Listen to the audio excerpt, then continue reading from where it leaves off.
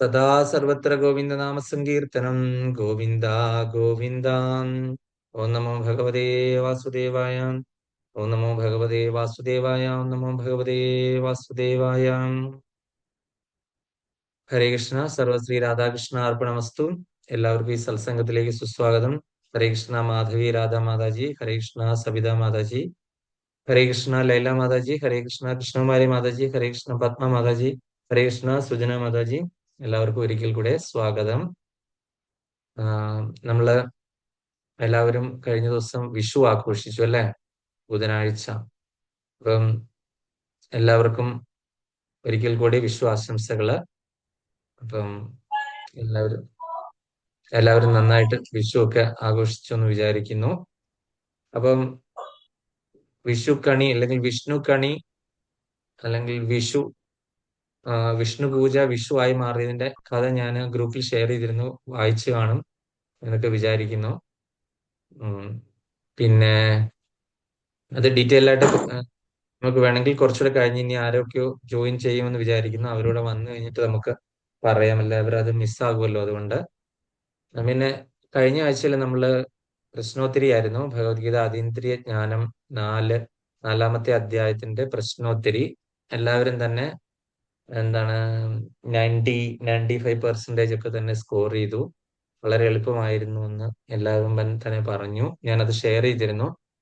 ഇന്ന് മാധവി രാധാ മാതാജി എന്തായാലും സ്വന്തം പേരിൽ അറിയപ്പെട്ടു, റെഡ്മിന്ന് മാറി സ്വന്തം പേരിൽ അറിയപ്പെട്ടു. ആരോ സഹായിച്ചു, അപ്പൊ അതിൽ സന്തോഷം. പിന്നെ ശരിയാക്കി പ്രഭുജി. അതെയല്ല. എന്തായാലും നന്നായി. ഓക്കെ. അതുപോലെ തന്നെ വേറെ ആരോ ഒരാൾ കേറുന്നുണ്ടോ? അതിന് കൃഷ്ണകുമാരി മാതാജി ആണോ എന്നറിയത്തില്ല. മോട്ടോ എന്ന് പറഞ്ഞ എന്തോ ഫോണിൽ നിന്ന്. അതാരായിരുന്നു? മാതാജി തന്നെ ആയിരുന്നോ? എതിരായിരുന്നു അത് പ്രഭു. അത് ഞാൻ മാറ്റിയത്. അത് എപ്പോഴും ഓൺ ആക്കുമ്പോഴും അത് തന്നെയാ പ്രഭു വരുന്നത്, നമ്മളെ പേര് മാറ്റിയാലും. അതെ. ഓക്കെ. അതിനെ ഒന്ന് കറക്റ്റ് ആക്കണം, പിള്ളേരോട് പറഞ്ഞു. അങ്ങനെയാണല്ലേ. മാതാജി പെട്ടെന്ന് തന്നെ മാറ്റിയത്. ഞാൻ കുറച്ചു നേരം മോട്ടോ എന്നും പറഞ്ഞ് കണ്ടു. മാധവി രാധാ മാതാജി സംസാരിക്കാണ്ട് വന്നപ്പോ വീഡിയോ ഓഫ് ചെയ്തു അല്ലേ? ഓക്കെ. പ്രഭുജി വീഡിയോ ജ്ഞാനാംബിക മാതാജിയെ കാണാനില്ല. ജ്ഞാനാംബിക മാതാജി ഗ്രൂപ്പിൽ ഇങ്ങനെ മെസ്സേജ് ഇട്ടിരുന്നു, മാതാജി എവിടെയോ വായിക്കാൻ പോവാണെന്നല്ലേ. ഇന്ന് അമാവാസിയാണോ? ഇന്ന് ഇതുണ്ട് പ്രഭു, 7:30 കയറണം. നമ്മുടെ കരമനയിലുണ്ട് ഈ അമാവാസി തോറും ഭാഗവതം വായിക്കുന്നേ. അതാണ് അമാവാസി. ഗ്രൂപ്പിൽ തന്നെ മെസ്സേജ് ഇട്ടിട്ടുണ്ടായിരുന്നു മാതാജിക്ക് പേഴ്സണലി ഇടുന്നതിന് പകരം മാതാജി എപ്പോഴും ഗ്രൂപ്പിലാണ് ഇടുന്ന മെസ്സേജ്. അമാവാസി ഭാഗവതം പിതൃക്കന്മാർക്ക് വേണ്ടിയിട്ട് വായിക്കാൻ പോവാണ് എന്ന് പറഞ്ഞു. അത് എനിക്ക് പ്രഭു അന്നേരം 7:30 ആകുമ്പോ ലെഫ്റ്റ് ആകണമെന്ന്. 7:30 അതെല്ലേ. മുതലാ വായിക്കും. കുഴപ്പമില്ല. അപ്പൊ നമ്മൾക്ക് പെട്ടെന്ന് തന്നെ പോകാം. 5-ാമത്തെ കർമ്മയോഗം, കൃഷ്ണാവബോധത്തിൽ പ്രവർത്തനം. നമ്മളൊരു കർമ്മയോഗം 3-ാമത്തെ അധ്യായം കണ്ടു കഴിഞ്ഞിരുന്നു അല്ലെ? 3-ാമത്തെ അധ്യായം. അതിനുശേഷമാണ് നമ്മൾ അതീന്ദ്രിയ ജ്ഞാനം കണ്ടത്. അപ്പം ഈ കൃഷ്ണാവബോധത്തിൽ എങ്ങനെ നമുക്ക് കർമ്മം പ്രാക്ടീസ് ചെയ്യാം. അതായത് നമ്മൾ സാധാരണഗതിയിൽ നമ്മൾക്കറിയാം, കർമ്മം ഫലകാംക്ഷയില്ലാതെ കർമ്മം ചെയ്യണം എന്നൊക്കെ നമ്മൾ പഠിച്ചു അല്ലെ? ഒരുപാട് തവണ പഠിച്ചു അല്ലെ? ഫലഭക്തി ഇല്ലാതെ കർമ്മം ചെയ്യണം അല്ലെ? അപ്പൊ അത് ഭഗവാൻ വേണ്ടിയിട്ട് ചെയ്താൽ മാത്രമേ ഉള്ളൂ അത് ഫലകാംക്ഷയില്ലാത്ത കർമ്മം ചെയ്യാനായിട്ട് പറ്റുള്ളൂ. അപ്പൊ ഭഗവാന് വേണ്ടിയിട്ട് എങ്ങനെ കർമ്മം ചെയ്യാനായിട്ട് സാധിക്കും എന്ന് നമ്മൾ പറഞ്ഞു. നമ്മൾ നിത്യജീവിതത്തിൽ ചെയ്യുന്ന കർമ്മങ്ങൾ നമ്മളെ ഭഗവാനിൽ അർപ്പിച്ചിട്ട് ചെയ്യാം, ഏതൊരു കർമ്മവും. അപ്പൊ നമുക്ക് ആ കർമ്മ ബന്ധത്തിന്റെ പരിക്കുകളിൽ നമ്മൾ പെടുന്നില്ല എന്ന് നമ്മൾ മനസ്സിലായി അല്ലെ? ഏതൊരു കർമ്മവും, അതായത് ഒരാളെ കൊല ചെയ്യുന്നതോ ഒരാൾക്ക് ദോഷം വരുത്തുന്നതോ അങ്ങനെയല്ലാത്ത നമ്മൾ സാധാരണ ചെയ്യുന്ന നിത്യജീവിതത്തിൽ ചെയ്യുന്ന ഏത് കർമ്മങ്ങളും നമ്മൾക്ക് ഭഗവാനെ ബന്ധപ്പെടുത്തി കണക്ട് ചെയ്തിട്ട് അതിനെ ചെയ്യാനായിട്ട് സാധിക്കും. സർവശ്രീ രാധാകൃഷ്ണാർപ്പണമസ്തു ആയിട്ട് നമുക്ക് ചെയ്യാനായിട്ട് സാധിക്കും.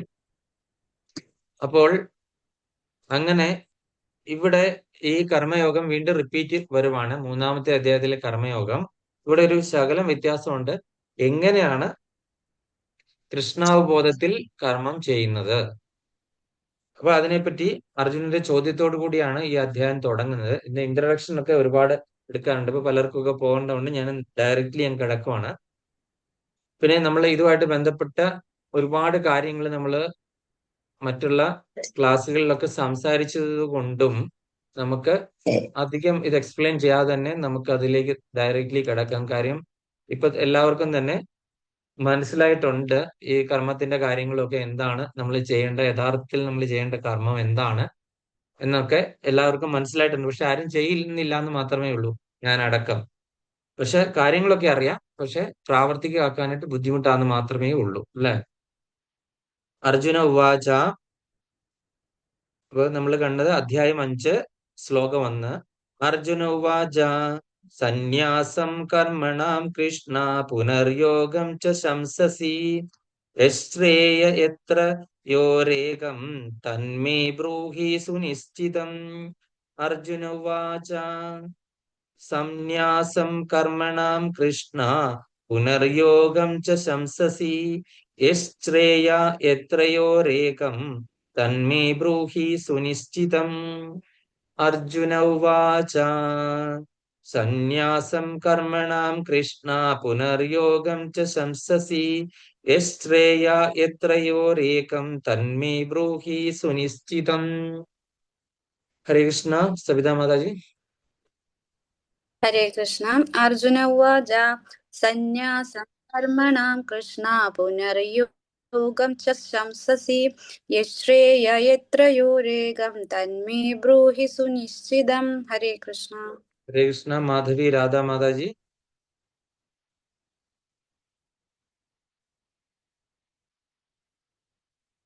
കാണുന്നില്ലല്ലോ, മൈക്ക് ഓണാക്കാൻ അറിയില്ല മാതാജിക്ക്.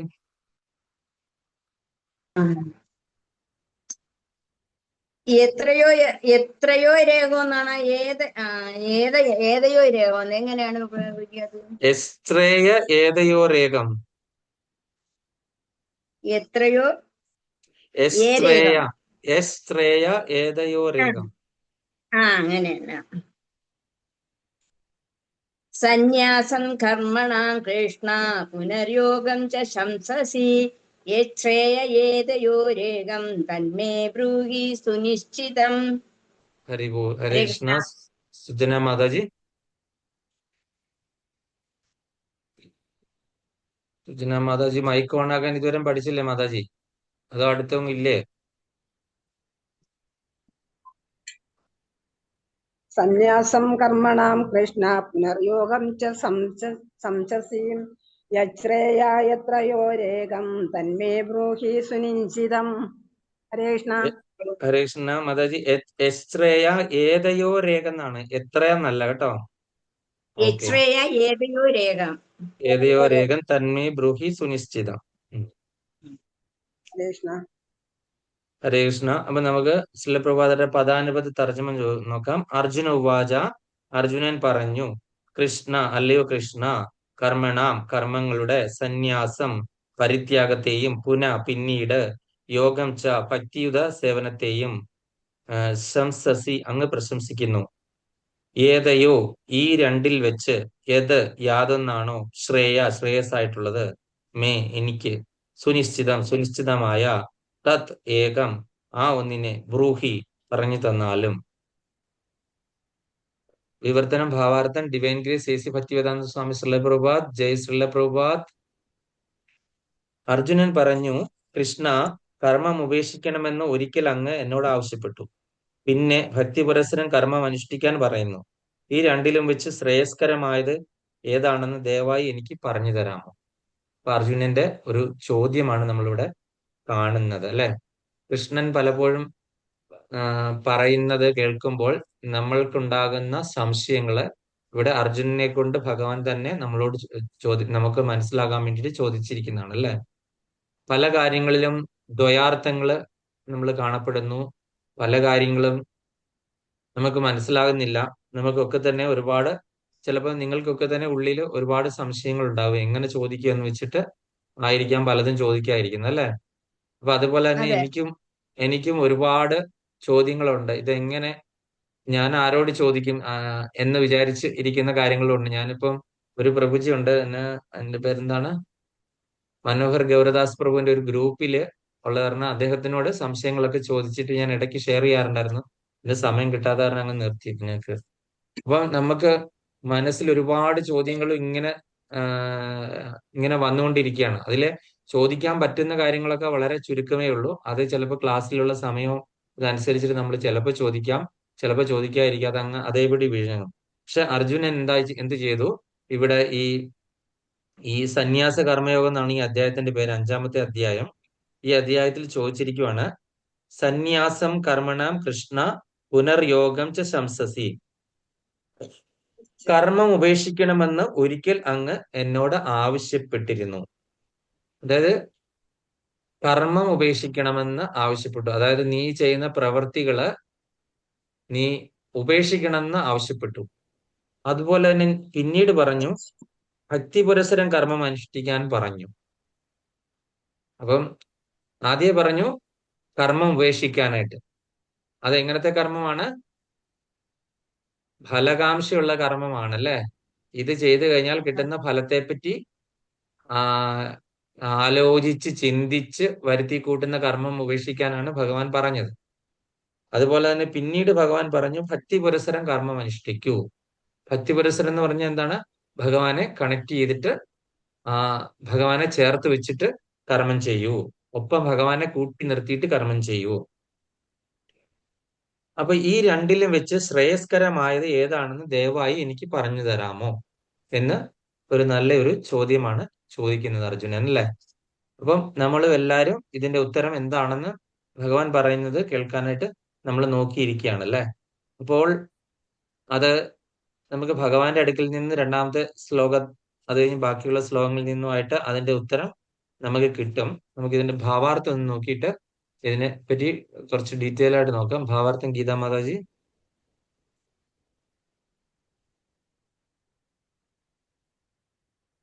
ഹരേ കൃഷ്ണ പ്രഭുജി.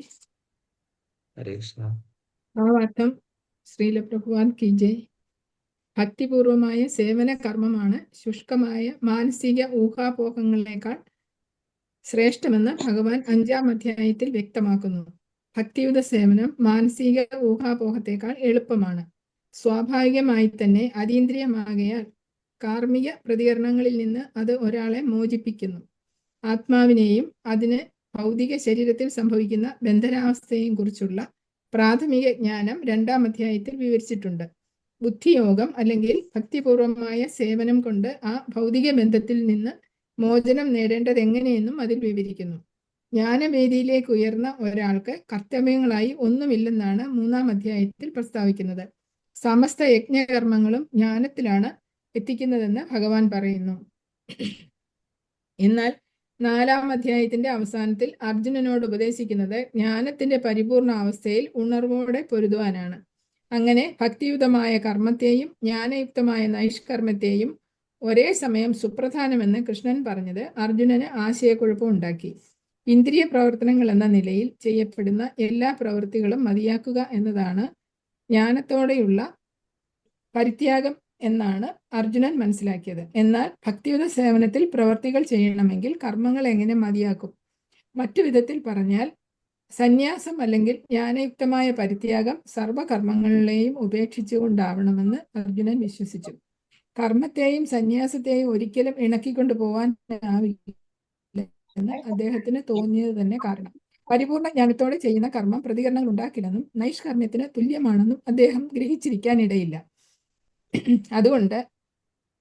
അതുകൊണ്ടാണ് കർമ്മത്തിൽ നിന്നൊഴിഞ്ഞു നിൽക്കുന്നതോ പൂർണ്ണ ജ്ഞാനത്തോടെ കർമ്മം ചെയ്യുന്നതോ ശ്രേയസ്കരമെന്ന് അർജുനൻ ചോദിക്കുന്നത്.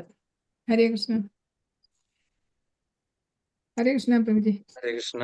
ഹരേ കൃഷ്ണ. അപ്പൊ നമ്മള് ഇവിടെ മാതാജി വിശദമായിട്ട് പറഞ്ഞു, ശ്രീല പ്രഭുപാദർ അത് വ്യക്തമാക്കിയിട്ടുണ്ട് ഇതിൽ ഉദ്ദേശിക്കുന്നത് എന്താണെന്ന്. ഒരു മിനിറ്റ്.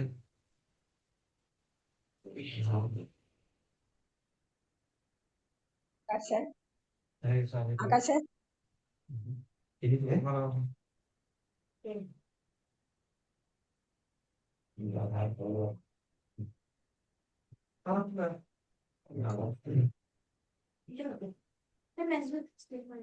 ഹരേ കൃഷ്ണ. അപ്പൊ നമ്മളിവിടെ മനസ്സിലാക്കി ഇപ്പൊ എന്താണ് ഈ സന്യാസം എന്നുള്ള ഒരു കാര്യം. എന്താണ് സന്യാസം എന്ന് പറഞ്ഞാൽ? എന്താണ്? ഒരു പരിത്യാഗമാണ് അല്ലെ.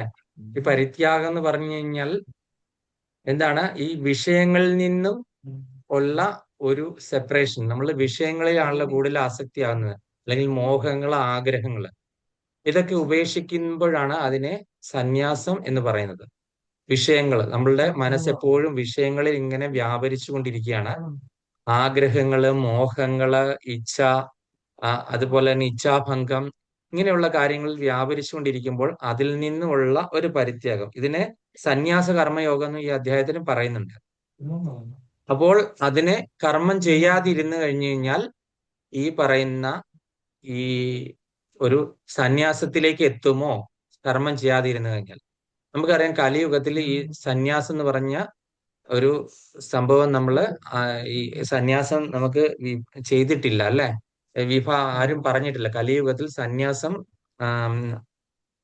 അക്സെപ്റ്റബിൾ അല്ല. കാര്യം എന്താണ്? അത് ശരിക്കും സന്യാസം ചെയ്യാനായിട്ട് ആരെ കൊണ്ടെങ്കിലും പറ്റുമോ? ഇല്ല. ശരിക്കും വിഷയങ്ങളിൽ നിന്നും ഇന്ദ്രിയങ്ങളെ നിയന്ത്രിച്ച് നമ്മുടെ നിയന്ത്രണത്തിലാക്കാനും വിഷയങ്ങളിൽ നിന്നും മനസ്സിനെയും ഇന്ദ്രിയങ്ങളെ, ശരീരത്തെയും ഒക്കെ നിയന്ത്രിച്ച് നമ്മൾ ആഗ്രഹങ്ങളും മോഹങ്ങളും ഇല്ലാതെ എത്ര വ്യക്തികൾക്ക് ജീവിക്കാൻ പറ്റും? അപ്പൊ അതുകൊണ്ട് കലിയുഗത്തിൽ ആ ഒരു സന്യാസം അലോ ചെയ്തിട്ടില്ല. പിന്നെ എന്താണ്? നമ്മൾ മറ്റുള്ള യുഗങ്ങളിൽ കണ്ടിട്ടുള്ള, വേദങ്ങളിൽ പ്രതിപാദിച്ചിട്ടുള്ള സന്യാസം എങ്ങനെയാണെന്ന് പൊയ്ക്കൊണ്ടിരുന്നത്? അത് ഒരു സ്ലോ പ്രോസസ്സിലാണ് പൊയ്ക്കൊണ്ടിരുന്നത് അല്ലെ. വളരെ പതുക്കെയുള്ള ഒരു പ്രോസസ്സാണ് അല്ലെ. അതെങ്ങനെയായിരുന്നു കണ്ടുകൊണ്ടിരുന്നത്? 4 ആശ്രമങ്ങളുണ്ട്. അതിലെ അവസാനത്തെ ആശ്രമമാണ്. ഈ ഓരോ ആശ്രമത്തിൽ കൂടെയും കടന്നു പോയിട്ടായിരുന്നു സന്യാസത്തിൽ എത്തിച്ചേർന്നുകൊണ്ടിരുന്നത്. ഏത് ആശ്രമമാണ് ആദ്യത്തേത്? ആർക്കാ പറയാൻ പറ്റുന്നത്? ഞാൻ പറയാം. പറഞ്ഞോ മാതാജി. ബ്രഹ്മചര്യം, ഗൃഹസ്ഥാശ്രമം, വാനപ്രസ്ഥം, സന്യാസം. അതെ, ബ്രഹ്മചര്യം. അപ്പൊ ബ്രഹ്മചര്യം എന്ന് പറഞ്ഞാൽ എന്താണ്? 10-25 വയസ്സ് വരെ ഉള്ള ആ ഒരു നമ്മള് പഠിച്ചുകൊണ്ടൊക്കെ ഇരിക്കുന്ന ആ ഒരു സ്റ്റേജ് അല്ലെ. ബ്രഹ്മചര്യം അനുഷ്ഠിക്കാനായിട്ട് ഏറ്റവും പറ്റിയത് ബ്രഹ്മചര്യം. ഇപ്പൊ ഒരു ഗുരുവിന്റെ കീഴിൽ വിദ്യ അഭ്യസിച്ച് ഗുരുകുലത്തിലൊക്കെ പോയി ആ ഒരു കാലയളവ്. അത് കഴിഞ്ഞിട്ട് എന്താണ്? ബ്രഹ്മചര്യത്തിൽ തുടരുന്നവരും ഉണ്ട്.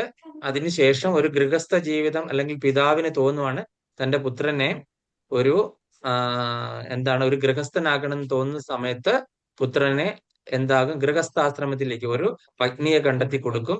അങ്ങനെ പത്നിയെ കണ്ടെത്തി കൊടുത്തിട്ട് വിവാഹമൊക്കെ നടത്തും. വിവാഹമൊക്കെ നടത്തി കഴിഞ്ഞതിന് ശേഷം എന്താണ്? അവര് കുടുംബജീവിതം. അപ്പൊ പിന്നെ എന്താണ്? കുടുംബജീവിതം, അതായത് പത്നിയെയും കുട്ടികളെയും ഒക്കെ നോക്കി അവരുടെ വിദ്യാഭ്യാസം ഒക്കെ ആയിട്ട് ആ ഒരു ഇതിൽ കൂടെ അങ്ങ് കടന്നു. ഒരു 50 വയസ്സ് വരെ, 50 വയസ്സ് എത്തുമ്പോഴത്തേന് എന്ത് ചെയ്യും? കുട്ടിക്ക് എന്താണ്? സ്വന്തമായിട്ട്, മകന് അല്ലെങ്കിൽ മകൾക്ക് സ്വന്തം കാലിൽ നിൽക്കാറായി, അവർക്കൊരു ഉദ്യോഗമായി കഴിഞ്ഞാൽ എന്താണ്? ഇക്കാവൻ എന്ന് പറയും അല്ലെ. 51 വനത്തിലേക്ക് പോവുക അല്ലെ. വൻ അല്ലെ. വൻ ജാനേക്ക, വനത്തിലേക്ക് പോവുകയാണ് അല്ലെ. അപ്പൊ അങ്ങനെ വാനപ്രസ്ഥം എന്ന് പറയുന്ന 3ാമത്തെ സ്റ്റേജ് ആയി. വനത്തിലേക്ക് പോയി അവിടെ നിന്ന്, പക്ഷെ വനത്തിലേക്ക് പോയി കഴിഞ്ഞാലും ഇടയ്ക്ക് നമുക്ക് വീട്ടിലേക്ക് വേണമെങ്കിൽ വരുമൊക്കെ ചെയ്യുക. ഒരു സ്വസ്ഥമായിട്ടിരുന്ന്, ഫ്രീ ആയിട്ടിരുന്ന് മെഡിറ്റേറ്റ് ചെയ്യുക, ഇതൊക്കെയാണ് ഉദ്ദേശിക്കുന്നത് അല്ലെ. അങ്ങനെ ഒരു കുറെ കാലം ഇരുന്ന് കഴിഞ്ഞിട്ട് പിന്നീട് എന്താണ്? പൂർണ്ണമായിട്ടുള്ള വീട്ടിൽ നിന്നുള്ള വിരക്തി, നമ്മള് വീടുമായിട്ട് യാതൊരു ബന്ധമില്ലാത്ത അവസ്ഥ, പരിത്യാഗം, സർവ്വപരിത്യാഗം, നമ്മള് എന്താണ്? മോക്ഷത്തിലേക്ക് പോകാൻ വേണ്ടിയിട്ടുള്ള ആ ഒരു ശ്രമം, അതാണ് സന്യാസം. അന്നൊക്കെ അങ്ങനെയാണ് അത് പറഞ്ഞുകൊണ്ടിരുന്നത്. പക്ഷെ കലിയുഗത്തിൽ ഒരു മനുഷ്യർക്കും സന്യാസം എടുക്കാനായിട്ട് സാധ്യമല്ല. കലിയുഗത്തിൽ ജീവിക്കുന്ന ആൾക്കാർക്കൊന്നും അല്ലെ. നമുക്കത് മനസ്സിലാക്കാം. ഇപ്പോഴത്തെ ഈ സോഷ്യൽ മീഡിയ, ഇതുപോലെയുള്ള പിന്നെ ഈഗോ, ആൾക്കാരുടെ എല്ലാം ഈഗോ, അതുപോലെ തന്നെ ആഗ്രഹങ്ങള്, അതും ഇതും ഒക്കെ സന്യാസികൾ തമ്മിൽ തന്നെ അങ്ങോട്ടും ഇങ്ങോട്ടും വഴക്കാണ് അല്ലെ. സന്യാസികളാണ് നമ്മൾ പറയുന്ന സോ കോൾഡ് സന്യാസിമാര്. അപ്പൊ കലിയുഗത്തിൽ ഈ സന്യാസം എന്ന് പറയുന്ന കാര്യം നമ്മള് അത് വിഭാവന ചെയ്തിട്ടില്ലാതെ അത് എന്താണ്? ചെയ്യാനായിട്ട് സാധ്യമല്ല ആർക്കും തന്നെ. കാര്യം ഓരോരുത്തർക്കും അവരുടെ ആഗ്രഹങ്ങളിൽ നിന്നും മോഹങ്ങളിൽ നിന്നും ഒരു വിരക്തി എന്ന് പറയുന്ന സംഭവം ഇല്ല. ഇന്ദ്രിയങ്ങളെ നിയന്ത്രിക്കുക എന്ന് പറഞ്ഞാൽ വളരെ വളരെ ബുദ്ധിമുട്ടാണ്. അതാണ് അർജുനനും പറയുന്നുണ്ടല്ലോ ഭഗവത്ഗീതയിൽ, എനിക്ക് കാറ്റിനെ പിടിച്ചു നിർത്താൻ പറ്റും ഭഗവാനെ, പക്ഷെ എന്റെ മനസ്സിനെ നിയന്ത്രിക്കാനായിട്ട് സാധ്യമില്ല. 6ാം ഇന്ദ്രിയമായ മനസ്സിനെ നിയന്ത്രിക്കാനായിട്ട് സാധ്യമല്ല എന്ന് പറഞ്ഞിട്ടുണ്ട് അല്ലെ. ഇപ്പൊ അതുകൊണ്ട് നമ്മള് ഇവിടെ പറഞ്ഞിരിക്കുന്ന രണ്ട് രീതിയിലുള്ള കർമ്മം. അപ്പൊ നമ്മള് കർമ്മം ചെയ്യാതിരുന്നു കഴിഞ്ഞാൽ ആ, നമ്മൾക്ക് എന്തെങ്കിലും ഈ പറയുന്ന ഇതിൽ നിന്നെല്ലാം ഒഴിവായി, അതായത് ഇതിന്റെ പ്രതിപ്രവർത്തനങ്ങളിൽ നിന്ന് ഒഴിവാകാൻ സാധിക്കുമോ? ഒരു കർമ്മവും ചെയ്യാതെ നമ്മൾ വെറുതെ ഇരിക്കുക. നമ്മൾ ചില സിനിമയിലൊക്കെ കാണത്തില്ലേ, ചില ആൾക്കാരൊക്കെ, നമ്മൾ ഏതോ ഒരു സിനിമ കണ്ടില്ല, ചിന്താവിഷ്ടയ ശ്യാമളയിലൊക്കെ പോയി ഒരു ജോലിയും ചെയ്യാതെ വെറുതെ സന്യാസിയാണെന്ന് പറഞ്ഞ് നമ്മൾ വെറുതെ പോയി ഇരുന്ന് കഴിഞ്ഞു കഴിഞ്ഞാൽ നമുക്ക് ഇതിൽ നിന്ന്, ഈ കർമ്മത്തിന്റെ പ്രതിപ്രവർത്തനങ്ങളിൽ നിന്ന് രക്ഷ നേടാൻ സാധിക്കുമോ? അല്ല എങ്കിൽ നമ്മൾ ഭക്തി പുരസരം നമ്മൾ ചെയ്യുന്ന കർമ്മങ്ങളിലെല്ലാം, പ്രവൃത്തികളിലെല്ലാം ഭഗവാനെയും കൂടെ കൂടി ചേർത്ത് നിർത്തി കർമ്മം ചെയ്യാൻ പറ്റുമോ? ഏതാണ് ശ്രേയസ്കരം എന്ന് ചോദിച്ചിരിക്കുകയാണ് അല്ലെ. ഏത് കർമ്മത്തിന്, നല്ല കർമ്മം ചെയ്തു കഴിഞ്ഞാൽ നല്ല ഫലം, മോശം കർമ്മം ചെയ്തു കഴിഞ്ഞാൽ മോശ ഫലം. കർമ്മം ഒന്നും ചെയ്യാതെ ഇരിക്കുക, വെറുതെ ഇരിക്കുകയാണെന്ന് പറഞ്ഞു കഴിഞ്ഞാൽ നമ്മൾ മനസ്സുകൊണ്ട് കർമ്മം ചെയ്തുകൊണ്ടിരിക്കും. അപ്പൊ വെറുതെ ഒരു മുറിയിൽ അടച്ചിട്ട് കർമ്മം ചെയ്യാതെ ഞാൻ ഇരിക്കുവാണ് എന്ന് പറഞ്ഞ് നമ്മളുടെ അവയവങ്ങൾ പ്രവർത്തിക്കുന്നില്ല എന്ന് മാത്രമേ ഉള്ളൂ. പക്ഷെ മനസ്സ് ഒരുപാട് കർമ്മങ്ങൾ ചെയ്തുകൊണ്ടാണ് ഇരിക്കുന്നത്. അപ്പൊ അതുകൊണ്ട് ആ കർമ്മഫലങ്ങളിൽ നിന്ന് മനസ്സുകൊണ്ട് ചെയ്താൽ പോലും കർമ്മഫലങ്ങളുടെ ആ ഒരു ബന്ധനത്തിൽ നിന്ന് നമുക്ക് മോക്ഷമില്ലാത്തത് കൊണ്ട് നമ്മള് തീർച്ചയായിട്ടും മനസ്സിലാക്കേണ്ട ഒരു കാര്യമാണ്, നമുക്ക് എന്താണ്, കർമ്മം ചെയ്തേ പറ്റുള്ളൂ. കർമ്മം ചെയ്യുക, പക്ഷെ അത് എന്താണ്, ഫലകാംക്ഷ ഇല്ലാതെ ചെയ്യുക. അതുപോലെ തന്നെ അതിന്റെ ഫലവും അതിന്റെ പ്രതിഫലവും എല്ലാം തന്നെ ഭഗവാനിൽ സമർപ്പിച്ചിട്ട് ഭഗവാന്റെ ഇച്ഛയ്ക്ക് വിട്ടുകൊടുക്കുകയാണെന്നുണ്ടെങ്കിൽ നമുക്ക് മനസ്സിലാകും ആ ഒരു കർമ്മം, ആ കർമ്മത്തിന്റെ ആ ഒരു ഇതും കൊണ്ടുണ്ടാകുന്ന എഫക്റ്റ് നള്ളിഫൈ ചെയ്ത് പോകും. ആ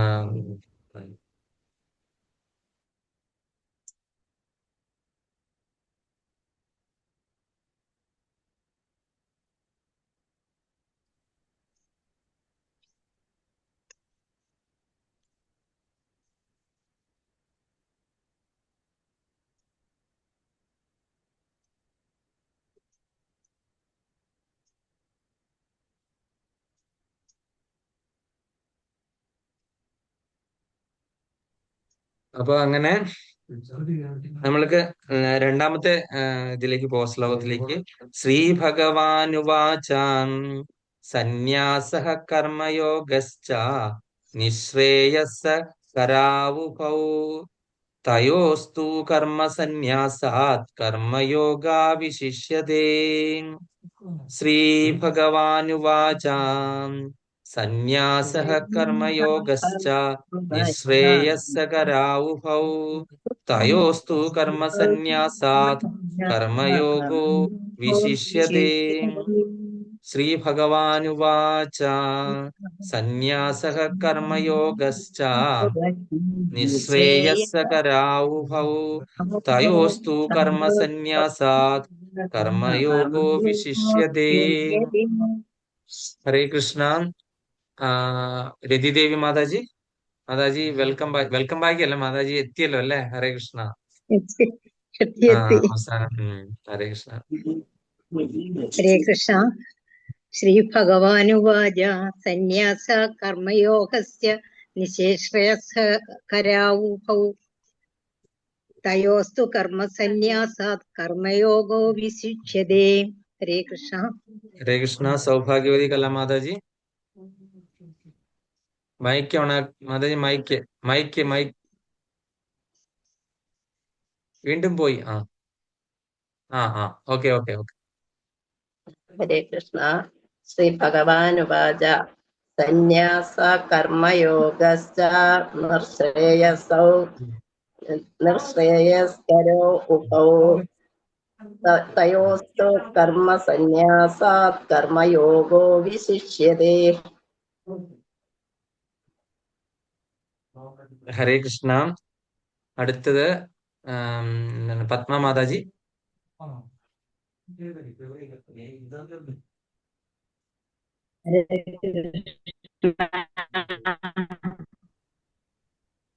ശ്രീ ഭഗവാനുവാച കർമ്മയോഗശ്ച നിശ്രേയസ്സ കരാവുഭോ തയോസ്തു കർമ്മയോഗോ വിശിഷ്യതേ. ഹരേ കൃഷ്ണ. ഹരേ കൃഷ്ണ.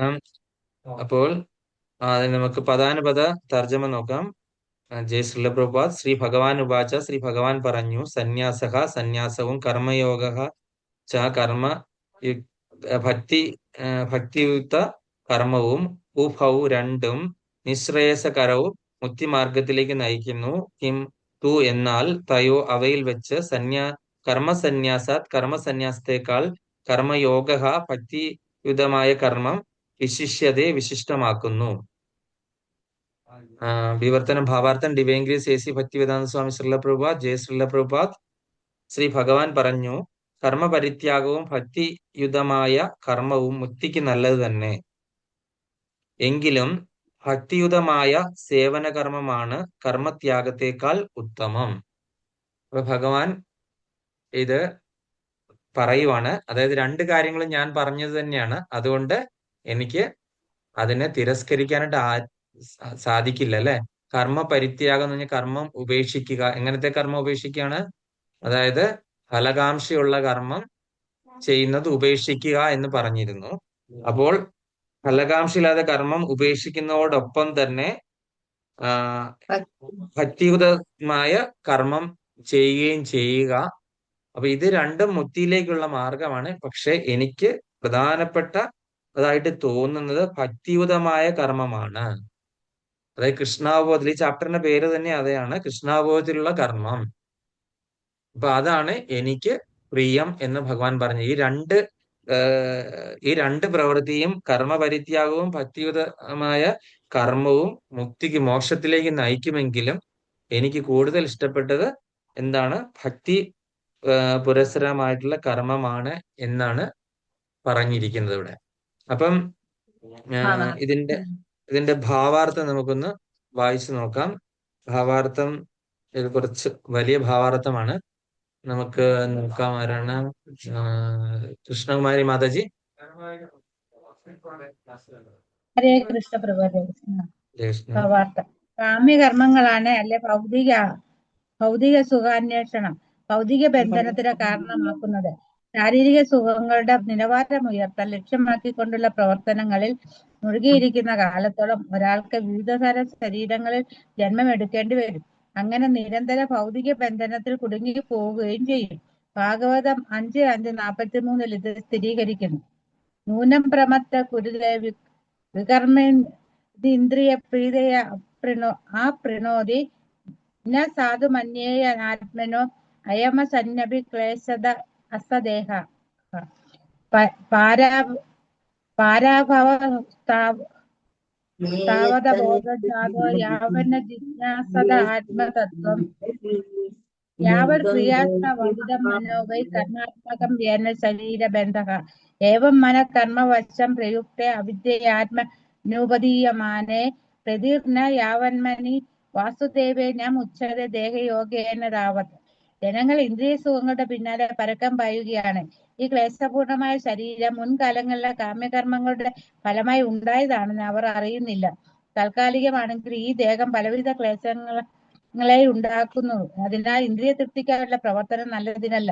തന്റെ യഥാർത്ഥ സ്ഥിതിയെക്കുറിച്ച് അന്വേഷിക്കാത്ത ഒരു വ്യക്തിയുടെ ജീവിതം പരാജയമാണ്. തന്റെ സഹജാവസ്ഥയെക്കുറിച്ച് അറിയാത്തിടത്തോളം കാലം ഇന്ദ്രിയപ്രീതിക്ക് വേണ്ടി അയാൾക്ക് കാമ്യകർമ്മങ്ങൾ ഏർപ്പെടേണ്ടി വരും. ഇന്ദ്രിയ സുഖാവബോധത്തിൽ മനസ്സ് മുഴുകി കിടക്കുന്ന കാലത്തോളം അയാൾക്ക് ഒരു ശരീരത്തിൽ നിന്ന് മറ്റൊന്നിലേക്ക് തുടർച്ചയായി മാറിക്കൊണ്ടിരിക്കണം.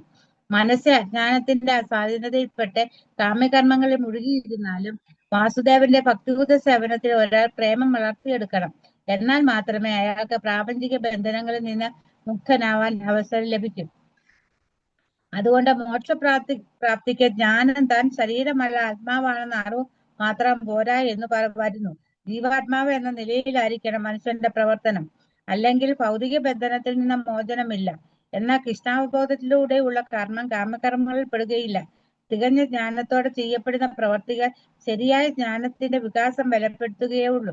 കൃഷ്ണാവബോധമില്ലാതെ കാമ്യകർമ്മങ്ങൾ ത്യജിക്കുന്നത് കൊണ്ട് മാത്രം ബദ്ധനായ ഒരു ജീവാത്മാവിനെ ഹൃദയശുദ്ധി നേടാനാവില്ല. ഹൃദയശുദ്ധി ഉണ്ടാകുന്നത് വരെ ഫലോദിഷ്ട കർമ്മങ്ങളുടെ മേഖലയിൽ പ്രവർത്തിക്കാതെ നിർവാഹമില്ലതാണ്. കൃഷ്ണാവബോധത്തിലുള്ള പ്രവർത്തനം കാമ്യകർമ്മങ്ങളുടെ ഫലങ്ങളിൽ നിന്ന് രക്ഷപ്പെടുവാൻ ഒരാളെ സഹായിക്കുന്നു. അതുകൊണ്ട് അയാൾക്ക് ഭൗതിക തലത്തിലേക്ക് താഴ്ന്നു വരേണ്ടതില്ല. എപ്പോഴും പതനത്തിന് സാധ്യതകളുള്ള പരിത്യാഗത്തേക്കാൾ ശ്രേഷ്ഠതരമാണ് കൃഷ്ണാവബോധത്തിലുള്ള പ്രവർത്തനങ്ങൾ. കൃഷ്ണാവബോധമില്ലാത്ത ത്യാഗം അപൂർണമാണ്. ഭക്തിരസാമൃത സിന്ധുവിൽ 1:2 258 ശ്രീല രൂപഗോസ്വാമി പ്രസ്താവിക്കുന്നു. പ്രാപഞ്ചികതയാ ബുദ്ധ്യ ഹരിസംബന്ധിത വസ്തുനഃ മമുക്ഷുഭി പരിത്യാഗോ വൈരാഗ്യം പൽക്കു കഥ്യതേ. പ്രാപഞ്ചികങ്ങൾ എന്ന് കരുതി ഭഗവാനെ സംബന്ധിച്ചുള്ളവയെ ഉപേക്ഷിച്ച് മുക്തി നേടാൻ ശ്രമിക്കുന്നവരുടെ ത്യാഗം പൂർണ്ണമല്ല. ഈ കാണുന്നതെല്ലാം ഈശ്വരന്റേതാണെന്നും ആരും ഒന്നിനും ഉടമാവകാശം പ്രഖ്യാപിച്ചുകൂടാ എന്നുമുള്ള ബോധമുദിക്കുമ്പോഴേക്ക് പരിത്യാഗം പൂർണ്ണമാകുന്നുള്ളൂ. വാസ്തവത്തിൽ യാതൊന്നും ആർക്കും അവകാശപ്പെട്ടതല്ല എന്ന് മനസ്സിലാക്കണം. അപ്പോൾ ത്യാഗത്തിന്റെ പ്രശ്നം എവിടെ? എല്ലാം കൃഷ്ണന്റേതാണെന്ന് അറിയുന്നവർ എന്നും ത്യാഗികൾ തന്നെ.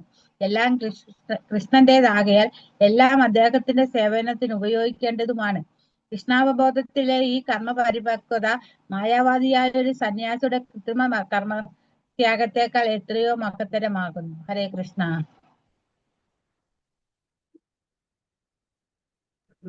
ഇതിനകത്ത് വിശദമായിട്ട് ശ്രീല പ്രഭുപാദര് ഈ കാര്യങ്ങളൊക്കെ വിശദീകരിച്ചിട്ടുണ്ട്.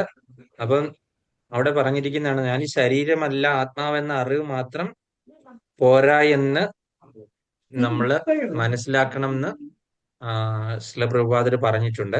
അപ്പൊ അതിലൊക്കെ ഉപരിയായിട്ട് നമ്മൾ ഏത് രീതിയിലുള്ള കർമ്മമാണ് അതിന്റെ ജ്ഞാനം കിട്ടിയിട്ട് നമ്മൾ ചെയ്യുമ്പോൾ അത് ജ്ഞാനവാനായിട്ട് നമ്മൾ കർമ്മം ചെയ്യുവാണെന്നുണ്ടെങ്കിൽ ഇതിന് വ്യത്യാസമുണ്ട് അല്ലെ. അപ്പൊ അങ്ങനെ നമ്മൾ സാധാരണ ചെയ്യുന്നതെല്ലാം നമ്മളുടെ സ്വന്തം ഇന്ദ്രിയ പ്രാപ്തിക്ക് വേണ്ടിയിട്ട്, ഇന്ദ്രിയ നിർവഹണത്തിന് വേണ്ടിയിട്ട്, ഇന്ദ്രിയ സന്ദർപ്പണത്തിന് വേണ്ടിയിട്ടാണ് നമ്മൾ സാധാരണഗതിയിൽ ചെയ്യുന്ന കാമ്യ കർമ്മങ്ങൾ അല്ലെ. നമ്മളുടെ ഇന്ദ്രിയങ്ങൾക്ക് സുഖമുണ്ടാകുക, നമ്മളുടെ കണ്ണിന് ഇമ്പം ഉള്ള കാഴ്ചകൾ കാണുക, അതുപോലെ തന്നെ നമ്മളെ ചെവിക്ക് ഇമ്പമുള്ള സോങ്, ചിലപ്പോൾ അത് എന്തെങ്കിലുമൊക്കെ കീർത്തനങ്ങളൊന്നും ആയിരിക്കത്തില്ല, ഏതെങ്കിലും സിനിമാ പാട്ടുകളോ അങ്ങനെയൊക്കെ ആയിരിക്കും നമുക്ക് കേൾക്കുന്നത്. പിന്നെ മറ്റുള്ളവരുടെ കുറ്റം കേൾക്കുന്നത് താല്പര്യം, മറ്റുള്ളവർക്ക് നമുക്ക് എന്തെങ്കിലും കുറച്ച് വിരോധം അല്ലെങ്കിൽ അസൂയുള്ള ഒരാൾക്ക് മോശമായിട്ട് എന്തെങ്കിലും വരുന്നത് കേൾക്കാനായിട്ട് ഒരു സുഖം. ഇതൊക്കെയാണ് നമ്മളുടെ സാധാരണഗതിയിലുള്ള നിത്യജീവിതത്തിൽ നമ്മൾ കണ്ടുവരുന്ന നമ്മളുടെ ആനന്ദമൊക്കെ അല്ലെ. നമ്മൾക്ക് അല്ലെങ്കിൽ നമ്മളോട് ശത്രുതയിൽ ഇരിക്കുന്ന ഒരാൾക്ക് എന്തെങ്കിലും മോശം സംഭവിച്ചു കഴിഞ്ഞാൽ അത് വളരെ ഇതാണെങ്കിൽ കൂടി നമ്മൾ അതിൽ സന്തോഷിക്കും, അവനൊരു വീഴ്ച വന്നല്ലോ എന്ന് ഓർത്ത് അല്ലെ. അപ്പൊ അതേ രീതിയിലുള്ള നമ്മൾ ഇന്ദ്രിയങ്ങളെ അങ്ങനെയാണ് നമ്മൾ തയ്യാറാക്കി നിർത്തിയിരിക്കുന്നത് അല്ലെ. ഒരു തരത്തിലും നമുക്ക് ഇങ്ങനെയുള്ള ഈ വിഷയങ്ങളിൽ നിന്നും, ഈ ശ്രവണത്തിൽ നിന്നും, ഈ കാഴ്ചയിൽ നിന്നും, അതുപോലെ നാവിൽ നിന്നും നമ്മൾ പറയുന്നതോ, നാവ് എടുത്തു കഴിഞ്ഞാൽ ആരുടെയെങ്കിലും ഉള്ളിൽ കുറ്റം ആരോപിക്കാനായിട്ടാണ് ശ്രമിക്കുന്നത്. നമുക്ക് ഇങ്ങനെയുള്ള സംസാരങ്ങൾ ഉപേക്ഷിക്കാനോ അതുപോലെ ഇങ്ങനെയുള്ള കാര്യങ്ങൾ കേൾക്കുന്നതിൽ നിന്ന് ഒഴിവാകാനോ അതുപോലെ തന്നെ അങ്ങനെയുള്ള കാര്യങ്ങൾ കാണുന്നതിൽ നിന്ന് ഒഴിവാകാനായിട്ടോ നമുക്ക് സാധ്യമല്ല. അപ്പൊ അങ്ങനെ ഞാൻ ഇന്നൊരു കഥ കേട്ടു. നമ്മുടെ ഒരു വൃന്ദാവനത്തിലെ ഒരു പ്രഭുജി പറഞ്ഞ ഒരു കഥ ഞാൻ ഇന്ന് യൂട്യൂബിൽ കേട്ടു. വളരെ ചെറിയ കഥയാണ്, ഞാനത് പറയാം. അത് കഴിഞ്ഞിട്ട് ലാസ്റ്റ് നമുക്ക് വിഷുവിന്റെ കാര്യവും പറയാം, അടുത്ത ശ്ലോകം കഴിഞ്ഞ് കഴിഞ്ഞിട്ട്. കാര്യം എല്ലാവരും കൂടെ കയറാൻ വെയിറ്റ് ചെയ്യായിരുന്നു. ആദ്യ തുടക്കത്തിൽ 2-3 പേരെ ഉണ്ടായിരുന്നുള്ളൂ, അതുകൊണ്ടാണ് പറയാതിരുന്നത്. അപ്പോൾ നിങ്ങൾ കേട്ടിട്ടുണ്ടാവും, പണ്ടാർപൂർ എന്നൊരു സ്ഥലം അറിയാമല്ലോ അല്ലെ, പലർക്കും അറിയാമല്ലോ. ഞാൻ പലതവണ പുണ്ടരീകനാഥന്റെ കഥയൊക്കെ പറഞ്ഞാണ് അല്ലെ. പണ്ടാർപൂർ, മഹാരാഷ്ട്രയിലുള്ള പണ്ടാർപൂർ എന്ന സ്ഥലത്ത് നമ്മളുടെ പാണ്ഡുരംഗ വിട്ടല ഭഗവാൻ ഉണ്ട്. പാണ്ഡുരംഗ വിട്ടല ഭഗവാൻ എല്ലാവർക്കും അറിയാമല്ലോ അല്ലെ. ഭക്തരോട് ഇത്ര കരുണയുള്ള ഒരു ഭഗവാൻ ഉണ്ടോ എന്ന് നമ്മള് ആശങ്കിച്ചു പോകും. അത്ര കൃപയും ഭക്തരുടെ അടുക്കൽ നമുക്കറിയാം. അവിടെ തന്നെ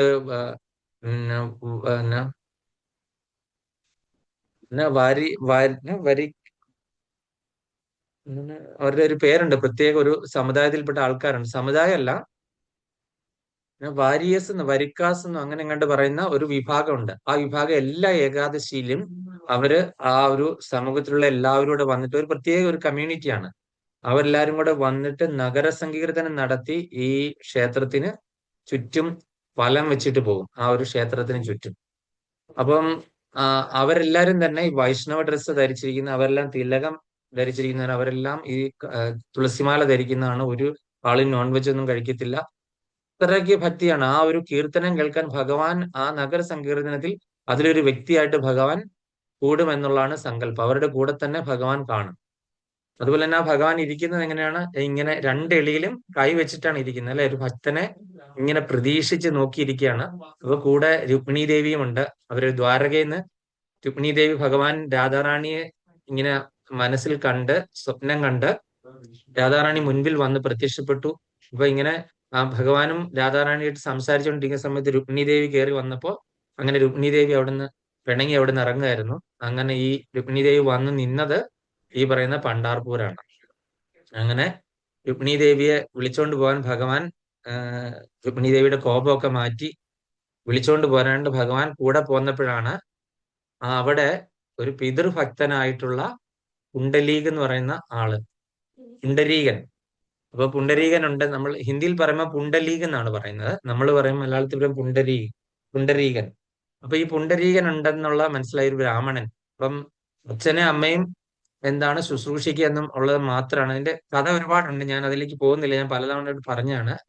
പിതൃ ശുശ്രൂഷ എന്നുള്ള ആ ഒരു ഇതിനപ്പുറം അദ്ദേഹത്തിന് വേറൊന്നുമില്ല.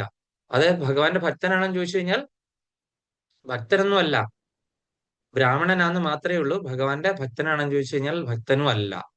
അപ്പൊ പിതൃഭക്തിയില് എന്താണ് അഗ്രഗണ്യനാണ്. അപ്പൊ രുക്മിണി ദേവിയെ കോപമൊക്കെ മാറ്റി ശമിപ്പിച്ചിട്ട് നമുക്കിതേ അവിടെ ഒരാളെ കാണാം, നമുക്ക് അവിടെ വരെ ഇന്ന് പോകാമെന്നും പറഞ്ഞിട്ട് അവരുടെ വീടിന്റെ ഉമ്മറത്ത് ചെന്നിട്ട് വിളിച്ചു, പുണ്ടരീക ഞങ്ങൾ ഇതാ വന്നിരിക്കുന്നു. ഈ ഞങ്ങൾ ആരാണെന്ന് പറഞ്ഞിട്ടില്ല. ഭഗവാനും സാക്ഷാൽ ദ്വാരകാധീശൻ, ഭഗവാൻ ദ്വാരകയിൽ നിന്ന് പോകുന്നതാണ്. ദ്വാരകാധീശനും രുക്മിണി ദേവിയും കൂടെ കൂടിയാണ് അവിടെ നിൽക്കുന്നത്. അവിടെ നിൽക്കുമ്പോഴത്തേനും ആരോ അതിഥികൾ വന്നു. അതിഥി ദേവോ ഭവ എന്നാണല്ലേ നമ്മളെ വീട്ടിൽ അതിഥികൾ വരുമ്പം. പക്ഷെ എന്ത് ചെയ്തു ഇദ്ദേഹം പിതൃപൂജയില് എന്ത് ചെയ്തു? അദ്ദേഹം അതിഥിയെക്കായാലും കാര്യം പിതാവും ദൈവം, മാതാവും ദൈവം, അതുപോലെ തന്നെ ഇരിക്കുന്ന അതിഥിയും ദൈവം. അപ്പോൾ എന്ത് ചെയ്തു? ആ ഉള്ളിലുള്ള തന്നെ ദൈവത്തിന് പ്രാതിനിധ്യം കൊടുത്തു അല്ലെ. അവരൊക്കെ ദൈവതുല്യല്ലേ. അപ്പൊ അതിഥിയോട് പറഞ്ഞു, താങ്കൾ ഒരു കുറച്ചു സമയം അവിടെ ഒന്ന് പുറത്ത് കാത്തു നിൽക്കൂ, ഞാൻ പിതൃ ശുശ്രൂഷ ചെയ്തുകൊണ്ടിരിക്കുക. പ്രായം ചെന്ന് അവര് കട്ടിലെ കിടപ്പാണല്ലേ. അപ്പൊ അവരുടെ കാര്യങ്ങളെല്ലാം ചെയ്യണം, അവരുടെ വസ്ത്രം മാറ്റുന്ന, അവരുടെ വിസർജ്യാദികൾ എടുത്ത് മാറ്റി ക്ലീൻ ചെയ്യൊക്കെ വേണമല്ല. ഇത് ചെയ്തുകൊണ്ടിരിക്കുകയാണ് പുണ്ടരീകൻ.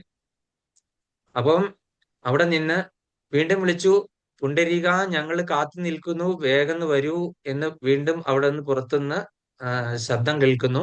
അപ്പൊ പുണ്ടരീകൻ ഇങ്ങനെ അത് ആരാണെന്ന് പോലും നോക്കുന്നില്ല. ആരാണെന്ന് നോക്കിക്കഴിഞ്ഞു കഴിഞ്ഞാൽ എന്താ സംഭവിക്കുന്നത്? ഈ പിതാവിന് ചെയ്തുകൊണ്ടിരിക്കുന്ന ആ ഒരു കാര്യത്തിന് തടസ്സം ഉണ്ടാകും. അതുകൊണ്ട് പുണ്ടരീകൻ എന്ത് ചെയ്തു? രണ്ട് വെട്ടുകല്ലെടുത്ത് രണ്ടെണ്ണം എടുത്ത് പുറത്തേക്ക് ഇട്ടു. നിങ്ങൾ തൽക്കാലം രണ്ടുപേരുണ്ടെന്ന് മനസ്സിലായി ഞങ്ങൾ എന്ന് പറഞ്ഞപ്പോൾ. അപ്പൊ അത് ആരാണെന്ന് പോലും ശ്രദ്ധിക്കാതെ, ആരോ നിൽക്കുന്നത് കണ്ടു, ആരാന്ന് പോലും ശ്രദ്ധിക്കാതെ രണ്ട് കല്ലിട്ട് കൊടുത്തു. നിങ്ങൾ തൽക്കാലം അതിൽ നിൽക്കൂ, ഞാൻ ഇപ്പോൾ വരുന്നു എന്ന് പറഞ്ഞ് ഭഗവാനും രുക്മിണി ദേവിയും കൂടെ രണ്ട് കൈയില് ഭഗവാൻ മുമ്പിലും രുക്മിണി ദേവി തൊട്ടു പുറകിലുമായിട്ട് എളിയിലൊക്കെ ഇങ്ങനെ കൈയും കൊടുത്ത് ഇങ്ങനെ നോക്കിയിരിക്കുകയാണ്. അങ്ങനെ നോക്കിയിരുന്നിരുന്നിരുന്നിരുന്നിരുന്ന് അവരെന്തായി മാറി? ശിലയായി മാറി.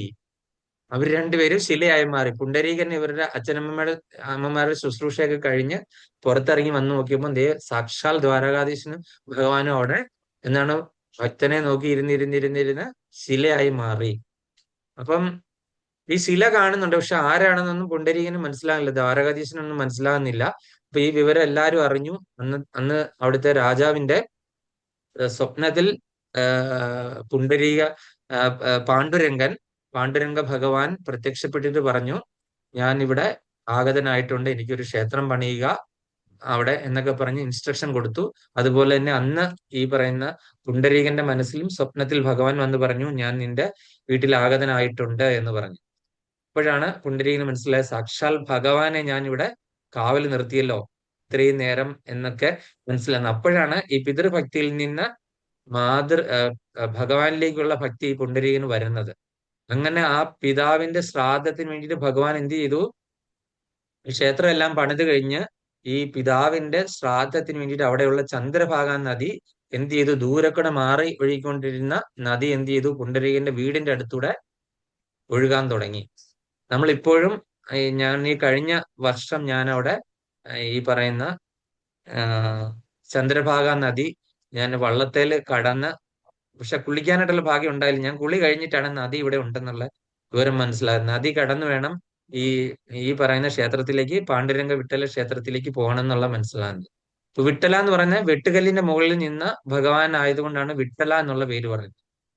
അപ്പൊ അങ്ങനെ അവിടെ ഭഗവാൻ പ്രതിഷ്ഠിതമായി. ഈ പറയുന്ന പുണ്ടരീകന് വേണ്ടിയിട്ട് എന്താണ് നദി വരെ പിതൃകർമ്മം ചെയ്യാനായിട്ട് നദി വരെ മാറി ഒഴുകി ഈ ക്ഷേത്രത്തിന്റെ അടുത്തൂടെയായി. അപ്പൊ അങ്ങനെയൊക്കെയുള്ള ഒരുപാട്, പിന്നെ അവിടുത്തെ പ്രധാനപ്പെട്ട ഭക്തന്മാർ ഒരുപാട് പേരുണ്ട്. ആ പ്രധാനപ്പെട്ട പല പല വൈഷ്ണവ സമ്പ്രദായങ്ങളുടെ ഉദ്ഭവവും അതുപോലെ തന്നെ ഇപ്പോ കലിയുഗത്തിൽ പ്രത്യക്ഷത്തിലുള്ള എല്ലാ പരമ്പരകളും ആ ഒരു ക്ഷേത്രത്തിലുമായിട്ട് ബന്ധപ്പെട്ടാണ് ഇരിക്കുന്നത്. അതുപോലെ തന്നെയുള്ള നമ്മൾ പറഞ്ഞില്ലേ വർക്കാരീസ് എന്ന് പറഞ്ഞ ആ ഒരു വിഭാഗക്കാര് എല്ലാ ഏകാദശിക്കും ഭയങ്കര വലിയ പരിക്രമം നടത്തുന്നു, നഗര സങ്കീർത്തനം നടത്തുന്നു. അങ്ങനെ ഒരുപാട് പ്രത്യേകതകളുണ്ട്. പിന്നെ ഭഗവാൻ ഭക്തന്മാരുടെ കൂടെ ഇറങ്ങി ഈ പറയുന്ന നൃത്തം ചെയ്യുന്ന ഭഗവാനാണ്. അപ്പൊ ഒരു പ്രധാനപ്പെട്ട ഭക്തനാണ് നാമദേവൻ. അതുപോലെ തന്നെ ഒരു അധകൃത വർഗത്തിൽപ്പെട്ട ഒരു ഭക്തനാണ് ഭഗവാന്റെ താഴ്ന്ന വിഭാഗത്തിൽപ്പെട്ട ഒരു ഭക്തനാണ് ചൊക്കാമല എന്ന് പറയുന്ന ആള്. ആ ചൊക്കാമലയെ ഭഗവാൻ എന്ത് ചെയ്തു, ഇൻസ്ട്രക്ഷൻ കൊടുത്തു നാമദേവന്റെ അടുക്കല് അദ്ദേഹത്തിന്റെ അസ്ഥി എടുത്തുകൊണ്ട് വന്ന് എന്റെ നേരെ നടയിലെ ദൃഷ്ടിക്ക് മുൻപിൽ സ്ഥാപിക്കാൻ പറഞ്ഞു. പടിയില്ല, അദ്ദേഹത്തെ നമസ്കരിച്ചിട്ട് മതി എന്റെ ഭക്തന്മാർ എന്റെ അടുത്തേക്ക് വന്നാൽ മതി എന്ന് പറഞ്ഞു. അങ്ങനെ പോലും ആ അസ്ഥി കൂടത്തിൽ നിന്ന് എന്താണ് വരുന്നത്, വിട്ടല വിട്ടല വിട്ടല വിട്ടല എന്ന് പറഞ്ഞിട്ടുള്ള ഈ മന്ത്രമാണ് ജപിച്ചുകൊണ്ട് അസ്ഥി കൂടത്തിൽ നിന്ന് പോലും മരിച്ച ആള് മണ്ണടിഞ്ഞു. പക്ഷെ നാമദേവൻ എങ്ങനെയാ കണ്ടുപിടിച്ചത്? നാമദേവൻ ഇങ്ങനെ ഈ വിട്ടല വിട്ടല വിട്ടല മന്ത്രം കേട്ട് ഇങ്ങനെ അന്വേഷിച്ച് നടന്നപ്പോഴാണ് ഇദ്ദേഹം മരിച്ചു പോയെന്ന് വരെ മനസ്സിലാകുന്നത് അല്ലെ. അങ്ങനെ ഈ നാമദേവനും അതുപോലെ തന്നെ ഈ പറയുന്ന ജ്ഞാനേശ്വർ, അതുപോലെ തന്നെ ജനാഭായി, അതുപോലെ തന്നെ സക്കുഭായി. ഞാൻ സക്കുഭായിയുടെ കഥ ഇന്നാളെ നിങ്ങളോട് പറഞ്ഞിരുന്നു. നിങ്ങൾക്ക് ഓർമ്മയുണ്ട്? എത്ര പേര് കേട്ടു സക്കുഭായിയുടെ കഥ?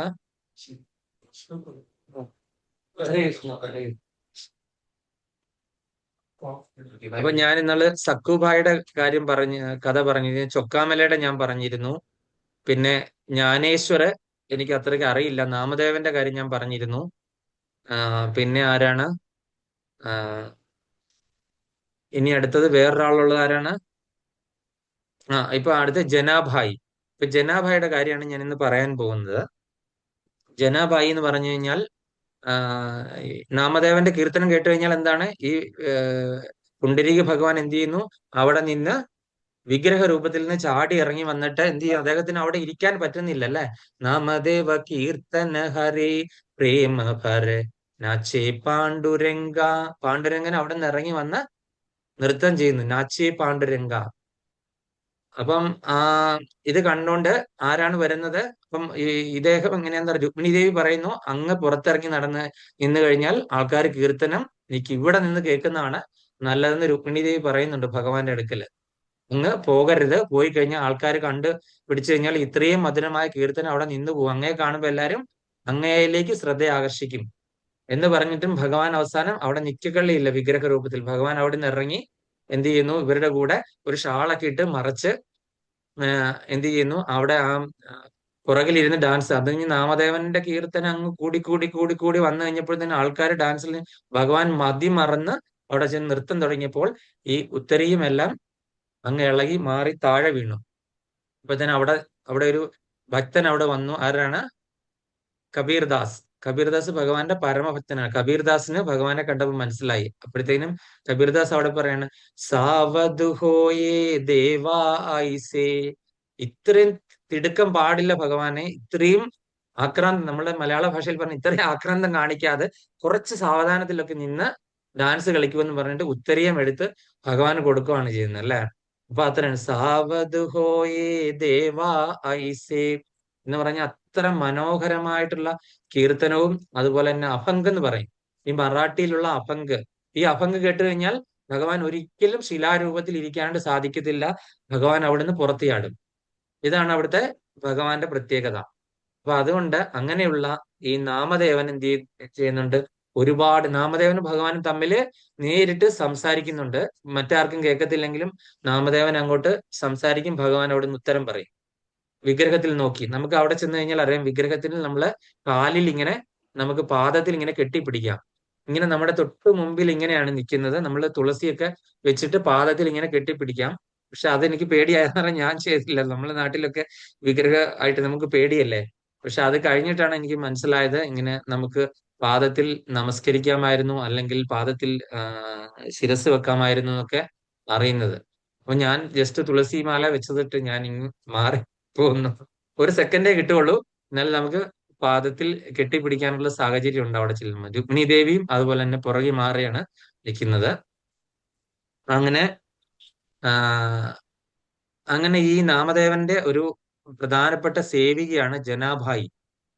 ജനാഭായി എന്ന് പറഞ്ഞ ആ ഒരു മാതാജി ഈ നാമദേവന് ഒരുപാട് സന്യാസി വൃന്ദങ്ങൾ, അവിടെ വരുന്ന വർക്കാരീസിനും അതുപോലെ തന്നെ ഭക്തന്മാർക്കും ഒക്കെ ഒരുപാട് പ്രസാദമൊക്കെ ഭോഗങ്ങൾ ഉണ്ടാക്കി ഭഗവാന് നിവേദിച്ച് അത് അത് കൊടുക്കുക. ഇതൊക്കെയാണ് ജനാഭായിയുടെ. ജനാഭായിക്ക് എന്ന് പറഞ്ഞു കഴിഞ്ഞാൽ എപ്പോഴും കണ്ടിന്യൂസ്ലി കീർത്തനമാണ് അല്ലെ. ജനാഭായിയുടെ ഒരുപാട് കൃതികളുണ്ട്. ജനാഭായിയുടെ കൃതികൾ എന്ന് പറഞ്ഞു കഴിഞ്ഞാൽ അത് എന്താണ്, അത് എവിടുന്നാണ് ഇവർക്ക് അതിന്റെ ലാംഗ്വേജ് ഭാഷ വരുന്നതെന്ന് അറിയത്തില്ല. ഇവര് സ്വന്തമായിട്ട് തന്നെ രചിക്കുക, ഇവര് തന്നെ അത് പാടുക. ഈ കീർത്തനം കേട്ടിട്ട് ഭഗവാന് എന്ത് ചെയ്യുന്നു, ഭഗവാന് ഈ പറയുന്ന ശ്രീകോവിലിനുള്ളിൽ ഇരിക്കാൻ പറ്റാതെയായി. അപ്പൊ ജനാഭായിയുടെ പരിപാടി എന്താണ്, അവിടെയുള്ള ഈ ഗോതമ്പ് പൊടിക്കണം, ചക്കിയിലിട്ടൊരു ഗോതമ്പ്, അന്നൊക്കെ ഇങ്ങനെ ഈ ചക്കിയാണ് അല്ലെ, ഈ ചക്കിയിലിട്ടൊരു ഗോതമ്പ് പൊടിക്കുന്ന, അതിലിട്ടിട്ട് ഇങ്ങനെ ആട്ടുകയാണ് അല്ലെ. ഈ ആട്ടുന്നതോടൊപ്പം തന്നെ എന്ത് ചെയ്യും, പാട്ടും പാടും. ഇങ്ങനെ ഈ ഗോതമ്പ് ഇങ്ങനെ പൊടിക്കാനുള്ള ചക്കാണ്, ആ ചക്കിൻ്റെ അകത്ത് ഇട്ടിട്ട് ഇങ്ങനെ ആടും. എന്നിട്ട് നല്ലപോലെ പാട്ടും പാടും. എന്നിട്ട് ഇവർക്ക് ഉറക്കമൊന്നുമില്ല, കാര്യം ഫുൾ ടൈം സേവയാണ്. ഇത്രയും പേർക്ക് ഈ റൊട്ടി ഉണ്ടാക്കാൻ വേണ്ടിയിട്ട് ഗോതമ്പ് എന്തുമാത്രം പൊടിച്ചാലാണ് ഇത്രയും ഭക്തർക്ക് പ്രസാദം ഉണ്ടാക്കാൻ, ഭോഗം ഉണ്ടാക്കാൻ പറ്റുന്നത് അല്ലേ. അങ്ങനെ അത്രയും ഭക്തർക്ക് വേണ്ടിയിട്ട് ഇവര് രാപകലില്ലാതെ ഉറക്കമില്ലാതെ ഇരുന്ന്, അപ്പൊ ഉറക്കം വരാതിരിക്കാൻ വേണ്ടിയിട്ട് ഇവരിത് ചെയ്യുന്നത് കൂടെ അഭംഗം ഇങ്ങനെ പാടുവാണ് അല്ലെ. ഇവര് തന്നെ രചിച്ച അഭംഗങ്ങൾ ഇങ്ങനെ പാടുവാണ്. ഇത് കേട്ടിട്ട് ഒരു ദിവസം എന്തോ ചെയ്തു, ഭഗവാൻ രുക്മിണി ദേവിയോട് പറഞ്ഞു, എനിക്ക് പോകാതെ ഒരു രക്ഷയില്ല, ഇവിടെ എനിക്ക് ഇരിക്കാൻ പറ്റത്തില്ല. അപ്പൊ ഉറങ്ങണ്ടേ ഭഗവാനെ, അവരെ ഉറക്കിയതല്ലേ എന്ന് പറഞ്ഞു. അവരെ ഉറക്കിയതല്ലേ ഭഗവാനെ, എന്താണ് പറയുന്നത്, രാത്രി നമ്മൾ ഭഗവാനെ ഉറക്കിയിട്ടില്ലേ, രാധാകൃഷ്ണ പ്രാണമോര ജുഗല കിഷോര എന്നൊക്കെ പറഞ്ഞ് നമ്മൾ ഉറക്കിയിട്ടല്ലേ പോരുന്നേ. രാധാകൃഷ്ണ പ്രാണമോര ജുഗല കിഷോര ജീവനി മരണേ ഗതി ആരോ നഹിമോര, അങ്ങനെ പറഞ്ഞ് ഭഗവാനെ എല്ലാം ഉറക്കി എല്ലാം കിടത്തിയിട്ട് പോയി. പൂജാരിമാരെല്ലാം പോയിരിക്കുകയാണ്. ഈ സമയത്ത് ഭഗവാന് ഉറക്കം വരുന്നില്ല. ഭഗവാൻ എന്ത് ചെയ്തു, നേരെ അവിടെ നിന്ന് ചാടി ജനാഭായി താമസിക്കുന്ന ആ ഒരു ഏരിയയിൽ വന്നു. നാമദേവന്റെ വീടിന്റെ ഒരു ഭാഗത്താണ് ജനാഭായി ഇതുപോലെ തന്നെ ഈ സേവ ചെയ്യുന്നത്. അങ്ങനെ ജനാഭായിയുടെ അടുക്കലെത്തി ഭഗവാൻ നേരിട്ട്. അപ്പം ഭഗവാൻ അവിടെ ഇരുന്ന് കേൾക്കുന്നു, ജനാഭായി അറിയുന്നില്ല. ജനാഭായി ഇങ്ങനെ പാടിക്കൊണ്ടിരിക്കുന്നു. അങ്ങനെ കുറച്ച് കഴിഞ്ഞപ്പോഴത്തേനും ഭഗവാൻ പറയുന്നു, ഈ ചക്കിയാട്ടൊന്ന് നിർത്താമോ, എനിക്ക് ഞാൻ ആസ്വദിച്ചുകൊണ്ടിരിക്കുകയാണ്. അപ്പൊ നീ ഈ ചക്കി ആട്ടുന്നതുകൊണ്ട് എനിക്കിത് കേൾക്കാൻ പറ്റുന്നില്ല. അതുകൊണ്ട് ഈ നല്ല പാട്ട് എന്ത് ചെയ്യുന്നു, ഇടയ്ക്കിടയ്ക്ക് ടക്ക് ടക്ക് എന്ന് പറഞ്ഞ് ശബ്ദം കേട്ടിട്ട് അത് മോശമായിക്കൊണ്ടിരിക്കുകയാണെന്ന് പറഞ്ഞു. അപ്പം ജനാഭായി പറഞ്ഞു, ഭഗവാനെ നമസ്കരിച്ചിട്ട് പറഞ്ഞു, അങ്ങ് ഇന്ന് ഇവിടെ എത്തിയോ? ഞാന് സദാസമയം അങ്ങയെ തന്നെ മുന്നിൽ പ്രതീക്ഷിച്ചിട്ടാണ് ഇതെല്ലാം ചെയ്യുന്നത്. സാക്ഷാൽ അങ്ങ് പ്രകടമായി, എനിക്ക് ഒരുപാട് സന്തോഷം. പക്ഷെ എനിക്ക് ഇത് നിർത്താനായിട്ട് സാധ്യമല്ല. അപ്പൊ നീ ഇവിടെ ഉറങ്ങാതെ ഇരുന്ന് ഇത് ചെയ്തു കഴിഞ്ഞു കഴിഞ്ഞാൽ എന്റെ ഭക്തർക്ക് വേണ്ടിയിട്ടാണ് നീ ഈ പറയുന്ന പ്രസാദം എല്ലാം ഉണ്ടാക്കുന്നത് അല്ലെ, എന്റെ ഭക്തർക്ക് വേണ്ടിയിട്ട്. അപ്പൊ എനിക്ക് എങ്ങനെ ഉറങ്ങാനായിട്ട് സാധിക്കും? എത്ര ദിവസമായി രുക്മിണി ദേവി എന്നെ വിടാതെ പിടിച്ചു വെച്ചുകൊണ്ടിരിക്കുകയായിരുന്നു. എത്ര ദിവസമായിട്ട് ഞാൻ നിന്റെ പാട്ട് കേൾക്കുന്നു, നീ ഇതൊന്ന് നിർത്തുമെന്ന് ചോദിച്ചു. നിർത്തുമെന്ന് പറഞ്ഞാൽ ജനാഭായി പറഞ്ഞു, അങ്ങ് എത്ര പറഞ്ഞു കഴിഞ്ഞാലും ഞാന് എന്താണ് ഭക്തർക്ക് പ്രസാദം കൊടുക്കാൻ വേണ്ടിയിട്ടാണ്. അങ്ങ് അതിന്റെ കൂടെ ഈ പാട്ട് കേട്ടോളൂ. അല്ല, എനിക്ക് ഇതിൽ ഡിസ്റ്റർബൻസ് ആകുന്നു എന്ന് പറഞ്ഞു.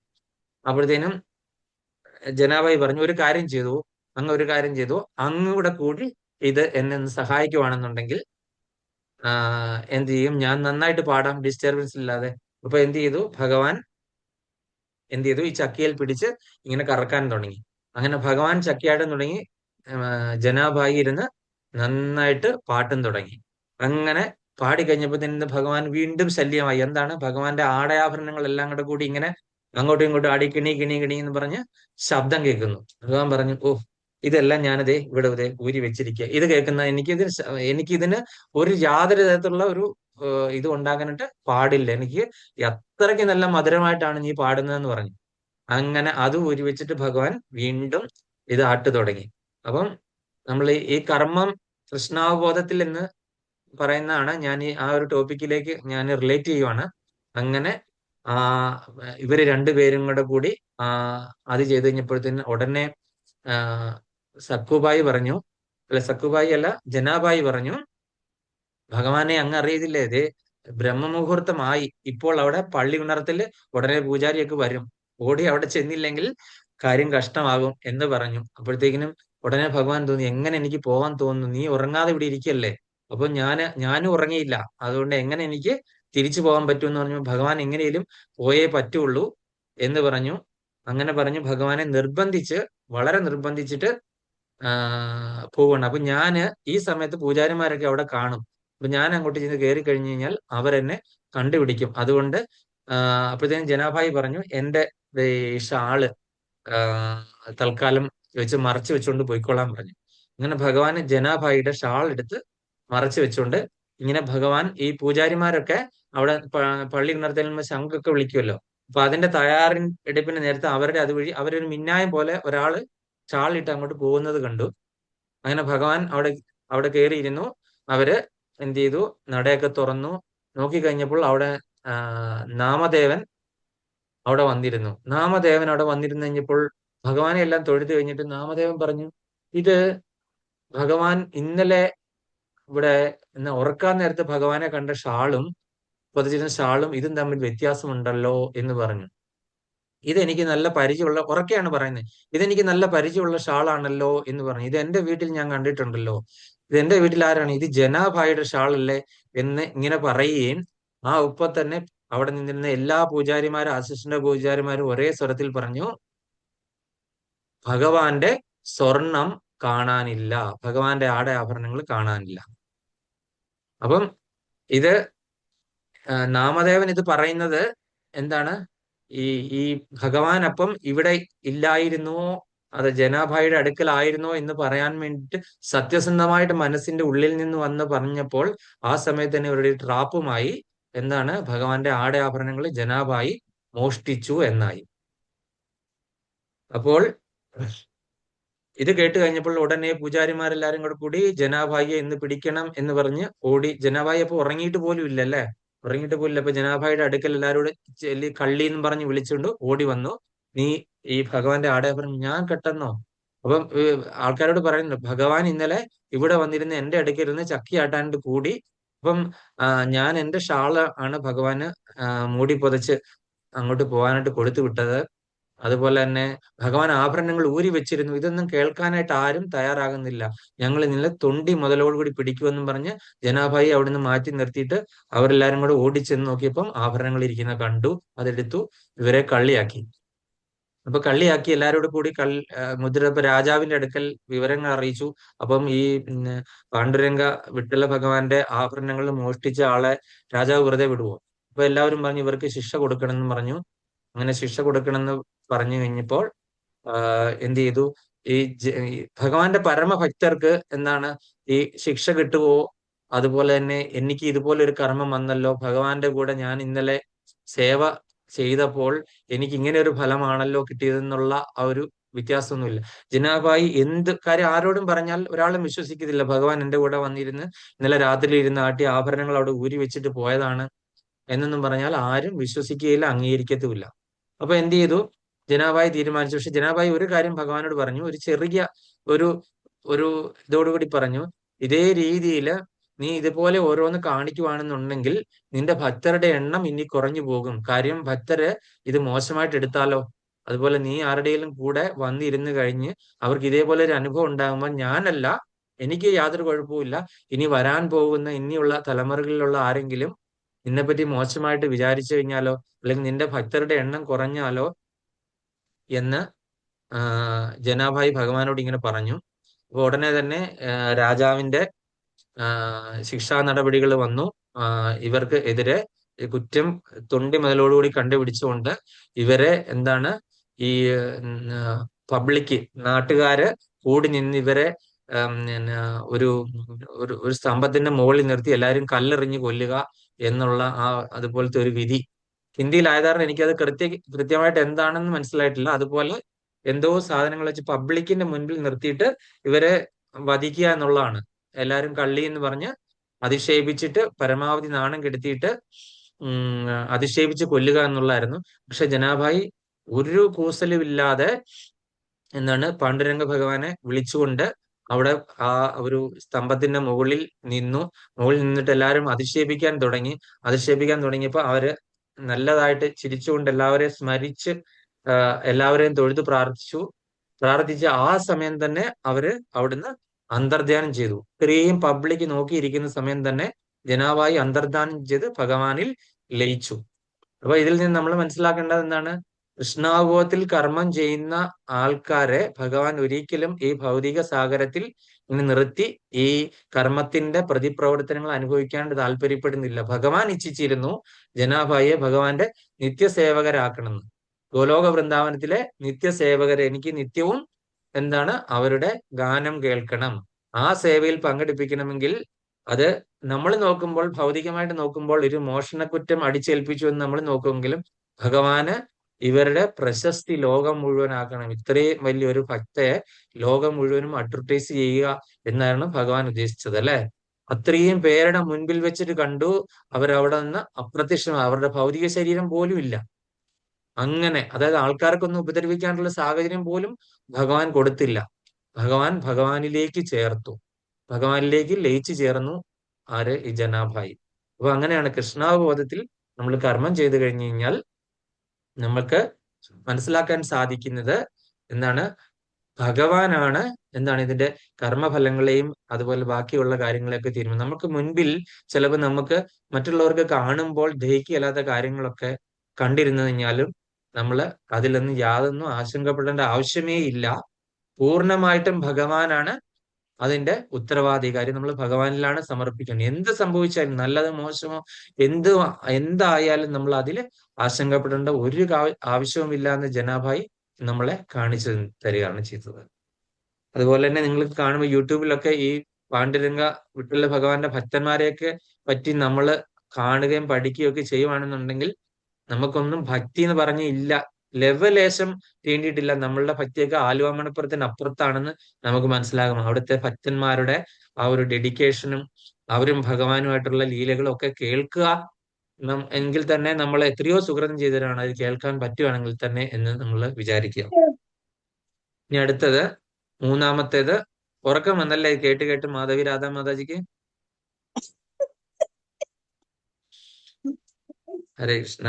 അപ്പം നമുക്ക് മൂന്നാമത്തെ ശ്ലോകത്തിലേക്ക് കയറാം. ജ്ഞേയഹസ നിത്യസന്യാസി യോനാദ്വേഷ്ടീന കാംക്ഷതി നിർദ്വന്ദ്വോ ഹി മഹാബാഹോ സുഖം ബന്ധാത് പ്രമുച്യതേ. ജ്ഞേയഹസ നിത്യസന്യാസി യോനാദ്വേഷ്ടീന കാംക്ഷതി നിർദ്വന്ദ്വോ ഹി മഹാബാഹോ സുഖം ബന്ധാത് പ്രമുച്യതേ. ഹരേ കൃഷ്ണ. ഇനി വായിക്കാനുള്ളത് ലൈല മാതാജി.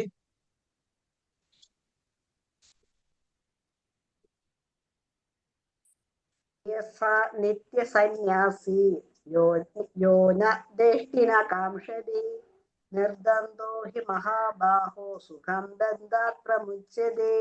ഹരി ഓം. ഹരേ കൃഷ്ണ. ശാന്തകുമാരി മാതാജി. ഹരേ കൃഷ്ണ. ഭാവാർത്ഥമല്ലേ പ്രഭു വായിക്കണ്ട? അല്ല, ശ്ലോകം. വായിക്കാം. ഓ നമോ ഭഗവതേ വാസുദേവായ. ജ്ഞേയസ നിത്യസന്യാസിയോ നാദേഷ്ടി നാകാംക്ഷതേ നിർദ്വന്ദ്വോ ഹി മഹാബാഹോ സുഖം ബന്ധാത് പ്രമുച്യതേ. ഹരേ കൃഷ്ണ. ഹരേ കൃഷ്ണ. ശ്രീല പ്രഭുപാദയുടെ പദാനുപത തർജ്ജമ. ജയ് ശ്രീല പ്രഭുപാദ്. യാതൊരു വ്യക്തി ദ്വേഷിക്കുന്നില്ല, കാംക്ഷിക്കുന്നില്ലയോ സ അവൻ നിത്യസന്യാസി എന്ന് ജ്ഞേയഹ അറിയപ്പെടേണ്ടവനാണ്. ഹി എന്തെന്നാൽ മഹാബാഹോ നിർദ്വന്ദ്വ ദ്വന്ദ്വരഹിതനായിരിക്കുന്ന അവൻ ബന്ധാത് ബന്ധനത്തിൽ നിന്ന് സുഖം അനായാസേന പ്രമുച്ഛതേ മുക്തനാകുന്നു. വിവർത്തന ഭാവാർത്ഥം divine grace AC. Bhaktivedanta Swami Srila Prabhupad. ജയ് ശ്രീല പ്രഭുപാദ്. കർമ്മഫലങ്ങൾ ആഗ്രഹിക്കുകയോ വെറുക്കുകയോ ചെയ്യാത്ത ആളാണ് നിത്യസന്യാസി. മഹാബാഹുവായ അർജുന, അയാൾ ദ്വന്ദ്വങ്ങളിൽ നിന്ന് ഒഴിഞ്ഞ് എളുപ്പത്തിൽ ഭൗതിക ബന്ധനത്തിൽ നിന്ന് മുക്തനാകുന്നതോടൊപ്പം മോക്ഷമടയുകയും ചെയ്യുന്നു. മല്ലിക മാതാജി, ഹരേ കൃഷ്ണ. അതിന്റെ ഭാവാർത്ഥം ഒന്ന് വായിക്കാമോ? ഹരേ കൃഷ്ണ. പ്രഭുജി ഭാവാർത്ഥം വായിക്കാം. ഹരേ ഭാവാർത്ഥം. തികഞ്ഞ കൃഷ്ണാവബോധമുള്ള മനുഷ്യൻ തന്റെ കർമ്മഫലങ്ങളിൽ ഇച്ഛയോ വെറുപ്പോ ഇല്ലാത്തത് കൊണ്ട് എന്നും ത്യാഗിയായിരിക്കും. ദിവ്യമായ പ്രേമയുത ഭഗവത് സേവനത്തിന് സ്വയം സമർപ്പിതനായ സന്യാസി കൃഷ്ണനുമായുള്ള ബന്ധത്തിൽ തന്റെ മൂലസ്വരൂപത്തെക്കുറിച്ച് അറിയുന്നത് കൊണ്ട് തികഞ്ഞ ജ്ഞാനിയുമായിരിക്കും. കൃഷ്ണൻ സമ്പൂർണനാണെന്നും കൃഷ്ണന്റെ ഒരു അംശമാണ് താനെന്നും അയാൾക്കറിയാം. ഗുണത്തിലും അളവിലും ഇത് ശരിയാവുകയാൽ ഈ ജ്ഞാനം സമ്പൂർണമാണെന്നും കൃഷ്ണനും ഒന്ന് തന്നെ താനും കൃഷ്ണനും ഒന്ന് തന്നെ എന്ന സിദ്ധാന്തം അംശം ഒരിക്കലും പൂർണ്ണമാകുന്നില്ലെന്നിരിക്കും ശരിയല്ല. ഗുണത്തിൽ ഒന്നാണെങ്കിലും പരിമാണത്തിൽ വ്യത്യസ്തമാണെന്നതാണ് ശരിയായ അതീന്ദ്രിയ ജ്ഞാനം. പ്രത്യാശയ്ക്കോ വിലാപത്തിനോ കാരണമില്ലാതായി അത് ഒരാളെ എന്തും കൃഷ്ണന് വേണ്ടിയാകയാൽ അയാളുടെ മനസ്സിൽ ദ്വന്ദ്ങ്ങളില്ല. അങ്ങനെ ദ്വന്ദ്ങ്ങളുടെ ഫലത്തിൽ നിന്നും ഈ ഭൗതിക ലോകത്തിൽ നിന്ന് തന്നെയും അയാൾ മുക്തനാകുന്നു. ഹരേ കൃഷ്ണ. ഹരേ കൃഷ്ണ. അപ്പൊ നമ്മളിവിടെ എന്താണ് കണ്ടത്? കർമ്മഫലങ്ങൾ ആഗ്രഹിക്കുകയോ വെറുക്കുകയോ ചെയ്യാത്ത ആളാണ് നിത്യസന്യാസികൾ. മഹാബാഹുവായ അർജുന, അയാൾ ദ്വന്ദ്വങ്ങളിൽ നിന്ന് ഒഴിഞ്ഞ് എളുപ്പത്തിൽ ഭൗതിക ബന്ധനത്തിൽ നിന്ന് മുക്തനാകുന്നതോടൊപ്പം മോക്ഷമടയുകയും ചെയ്യുന്നു. അപ്പം കർമ്മഫലങ്ങൾ ആഗ്രഹിക്കുകയോ, അതായത് ഈ കർമ്മത്തിൽ നിന്നുണ്ടാകുന്ന ഫലങ്ങളെ പറ്റി ആഗ്രഹിക്കുകയോ, അതുപോലെ തന്നെ ഇതുപോലെ നമ്മൾ പറഞ്ഞില്ലേ, ഇപ്പൊ ഒരു ഭയങ്കര വലിയ ശിക്ഷ, ആൾക്കാരെ കല്ലെറിഞ്ഞു കൊല്ലുന്ന ഒരു വിധി കിട്ടിയിട്ടും ഈ ജനാഭായി എന്താണ്, അതിനെ യാതൊരു വിധത്തിലും വെറുത്തില്ല അല്ലെ. ഇതെല്ലാം ഭഗവാന്റെ ഇച്ഛയാണെന്ന് കരുതിയാണ് ആ ജനാഭായി അതിനെ സ്വീകരിച്ചത്. അപ്പൊ അങ്ങനെയൊക്കെയുള്ള ആൾക്കാരാണ് നിത്യസന്യാസി എന്ന് പറയുന്നത് അല്ലെ. എന്നാൽ ഈ ജനാഭായി വേറൊരു കാര്യം, ഭഗവാൻ സാക്ഷാൽ ഭഗവാൻ അവിടെ ഇരുന്നപ്പോൾ എന്ത് ചെയ്തു? ഈ കർമ്മം ചെയ്യാതെ ഇരുന്നോ? ചെയ്യുന്ന കർമ്മം ചെയ്തുകൊണ്ടേയിരുന്നു അല്ലെ. ഭഗവാൻ അവിടെ ഇരുന്നു വെച്ചാൽ ഭഗവാനെ നമസ്കരിച്ച് അവിടെ കുമ്പിട്ടിരുന്നില്ല. എന്റെ കർത്തവ്യം ചെയ്യുന്ന ഭഗവാന്റെ ഭക്തർക്ക് വേണ്ടിയിട്ടാണ്, പ്രസാദം ഉണ്ടാക്കാൻ വേണ്ടിയിട്ടാണ് ഞാൻ ഈ ചെയ്യുന്നത് അല്ലെ. ഞാൻ ഉറക്കളച്ച് ഇത് ചെയ്യുമ്പോൾ എത്രയോ ഭക്തരല്ലെങ്കിൽ പട്ടിണിയാകും അല്ലെ. നാളെ അവർക്ക് പ്രസാദം കൊടുക്കേണ്ടതാണല്ലോ അല്ലെ. അപ്പൊ അതുകൊണ്ട് ഒരിക്കലും ആ ഒരു നിത്യസന്യാസി ആയിട്ടുള്ള ഒരാള്, ജനാഭായിയെ പോലുള്ള ഒരാള് എന്താണ് ഈ കർമ്മഫലങ്ങൾ ആഗ്രഹിക്കുകയോ, എന്നാൽ ഈ ആൾക്കാരെല്ലാരും കൂടി വന്നു കഴിഞ്ഞപ്പോൾ ഈ ഭഗവാൻ എന്റെ അടുക്കൽ വന്നു എന്ന് പറയാൻ ശ്രമിച്ചിരുന്നു എങ്കിലും, തന്റെ കാര്യം ന്യായീകരിക്കാൻ ശ്രമിച്ചിരുന്നെങ്കിൽ ആൾക്കാരും അത് കൂട്ടാക്കാനോ അംഗീകരിക്കാനോ വിശ്വസിക്കാനോ തയ്യാറാകാത്ത സ്ഥിതിക്ക് അവരെന്ത് ചെയ്തു? വേണ്ടാന്ന് വെച്ചു. ഇനി പറഞ്ഞിട്ടും യാതൊരു കാര്യമില്ല, ആൾക്കാരും വിശ്വസിക്കുകയില്ല, തന്റെ ഭാഗം കേൾക്കാനായിട്ട് ആരും തയ്യാറാകില്ല എന്നുള്ള കാര്യം അവർക്ക് പൂർണ്ണമായിട്ടും മനസ്സിലായതുകൊണ്ട് അവരെന്ത് ചെയ്തു? അത് അവിടെ നിർത്തി. പിന്നീട് ആരോടും തന്നെ പറഞ്ഞിട്ടില്ല. കാര്യം ബോധിപ്പിക്കേണ്ട ആവശ്യമില്ല. സാക്ഷാൽ ഭഗവാൻ തന്റെ മുമ്പിൽ ഇരുന്ന് ഈ പറയുന്ന തന്നെ സഹായിച്ചു. അതുപോലെ താൻ പാടിയ പാട്ടുകളൊക്കെ ഭഗവാൻ കേട്ട് ആസ്വദിച്ചു. ഇതിനി മറ്റൊരാളുടെ ഒരു സാക്ഷ്യപത്രമൊന്നും അതിന്റെ ആവശ്യവുമില്ല, ഇതിന്റെ തെളിവ് കാണിക്കേണ്ട ആവശ്യവുമില്ല. കാര്യം തനിക്ക് അനുഭവവേദ്യമായ കാര്യമാണല്ലേ. അപ്പം അതുകൊണ്ട് അങ്ങനെയുള്ള ആൾക്കാരെയാണ് നിത്യസന്യാസി എന്ന് പറയുന്നത് അല്ലയോ മഹാബാഹുവായ അർജുന. അതായത് ഈ ബാഹുബലങ്ങൾ ഒരുപാട് ഉണ്ടാകുമ്പോൾ നമുക്ക് എന്താണ് പ്രശ്നം? നമുക്ക് ഒരുപാട് തൻ്റെ ഇടവും ഇതെല്ലാം സാമർഥ്യമൊക്കെ വരുമ്പോൾ ഈ ശരീരമാണ്, ഞാനാണ് ഇതെല്ലാം ചെയ്യുന്നത്, ഞാൻ പ്രൊപ്പറേറ്റർഷിപ്പ് ഏറ്റെടുക്കും അല്ലെ. നമ്മൾ ഇതിന്റെ എല്ലാം ഉടമസ്ഥാവകാശം ഏറ്റെടുക്കും. അതുകൊണ്ടാണ് മഹാബാഹുവായ അർജുന എന്ന് ഭഗവാൻ അർജുനെ വിളിക്കുന്നത് അല്ലെ. മഹാബാഹുവായ മഹാപരാക്രമശാലി അല്ല, വില്ലാളി വീരൻ അല്ലെ. വില്ലാളി വീരനായ അർജുനൻ എന്ന് പറയുമ്പോൾ അർജുനൻ എന്താ വിചാരിക്കും? എല്ലാം എന്റെ കഴിവ് കൊണ്ടാണ് ഇതെല്ലാം നടക്കുന്നുള്ളൊരു വിചാരം ഉണ്ടാകും. അപ്പൊ അതുകൊണ്ട് അല്ലയോ അർജുന, ദ്വന്ദ്ങ്ങളിൽ നിന്ന് ഒഴിഞ്ഞ്, ദ്വന്ദ്വം എന്ന് പറഞ്ഞ എന്താണ്? നമ്മൾ എപ്പോഴും കാണും നമ്മളുടെ ഈ ഒരുപാട് തരത്തിലുള്ള ദ്വന്ദ്വങ്ങളുണ്ട് അല്ലെ? ഏതൊക്കെ തരത്തിലുള്ള ദ്വന്ദ്വങ്ങളാണ്? ആർക്കാ പറയാൻ പറ്റുന്നത്? ഒരുപാട് തവണ ഞാൻ റിപ്പീറ്റ് ചെയ്തിട്ടുള്ള ആദിജൈവികം, ആദിഭൗതികം, ആദി അധ്യാത്മികം, അല്ല. പിന്നെ ശുഭം ദുഃഖം. സുഖം, ദുഃഖം, ശരി, തെറ്റ്. ആ ആ, ജയം, പരാജയം, ശരീരം, ആത്മാവ്, ആത്മാവ്, പരമാത്മാവ്, അതുപോലെ തന്നെ ഉയർച്ച, താഴ്ച, ഇങ്ങനെയൊക്കെയുള്ള ഒരുപാട് ദ്വന്ദ്ങ്ങളിൽപ്പെട്ട് നമ്മൾ വലഞ്ഞുകൊണ്ടിരിക്കുകയാണ് അല്ലേ? നമ്മൾ പ്രധാനപ്പെട്ട നമ്മൾ കമ്പയർ ചെയ്യുവാണ് ചെയ്യുന്നത് അല്ലെ? മറ്റുള്ളവരുമായിട്ട് കമ്പയർ ചെയ്തിട്ട് അവർക്ക് ഭയങ്കര സുഖം, എനിക്ക് ഭയങ്കര ദുഃഖം. അതുപോലെ തന്നെ അവര് ധനികര്, ഞാൻ ദരിദ്രര്. ഇങ്ങനെയുള്ള ദ്വന്ദ്ങ്ങളിൽപ്പെട്ട് നമ്മൾ അലഞ്ഞുകൊണ്ടാണ് ഇരിക്കുന്നത് അല്ലെ? അവര് നല്ല വിദ്യാസമ്പന്നര്, ഞാൻ എന്താണ്? നിരക്ഷരര്, വിദ്യയില്ല അല്ലെ? അവര് നല്ല ബുദ്ധിയുള്ളവര്, ഞാൻ മന്ദബുദ്ധി. ഇങ്ങനെയൊക്കെയുള്ള ആ ദ്വന്ദ്ങ്ങളിൽപ്പെട്ട് നമ്മള് വളരെ ബുദ്ധിമുട്ടിയാണ് നമ്മൾ മുന്നോട്ട് പോകുന്നത്. ഈ ദ്വന്ദ്ങ്ങളാണ് എപ്പോഴും അല്ലെ? നമുക്കൊരു കാര്യം ചെയ്യുമ്പോൾ അത് ചെയ്യണോ ചെയ്യണ്ടോ, ചെയ്തു കഴിഞ്ഞാൽ എന്തായിരിക്കും ഫലം, എങ്ങനെ നമ്മളെപ്പറ്റി എന്ത് വിചാരിക്കും, അല്ലെങ്കിൽ ഇതിന്റെ എന്തായിരിക്കും ഇതിന്റെ ഫലം എന്ന് നമ്മൾ ഒരു ഒരു പ്രവൃത്തി, നമ്മളിപ്പോ ഒരു വീട് പണിയാനായിട്ട് നമ്മൾ ആലോചിച്ചു കഴിഞ്ഞാൽ തന്നെ എത്രയെല്ലാം ചോദ്യങ്ങളായിരിക്കും വരുന്നത് അല്ലെ? ഇത് നിന്നു പോകുമോ, പൈസ ഇല്ലാതെ നിന്നു പോകുമോ, അതിന്റെ വാസ്തു ശരിയാണോ, അതുപോലെ എടുത്ത സ്ഥലം ശരിയാണോ, അതുപോലെ തന്നെ ഇന്ന് പണിക്കാരിട്ടേച്ച് പോകുമോ, അതുപോലെ തന്നെ അങ്ങനത്തെ എന്തെല്ലാം ആശങ്കകളാണ് നമ്മളുടെ മനസ്സിലുള്ളത് അല്ലെ? എല്ലാത്തിനും നമ്മൾ ഇങ്ങനെ ഈ ദ്വന്ദ്ങ്ങളിൽ നിന്ന് നമുക്ക് മാറാനേ പറ്റുന്നില്ല.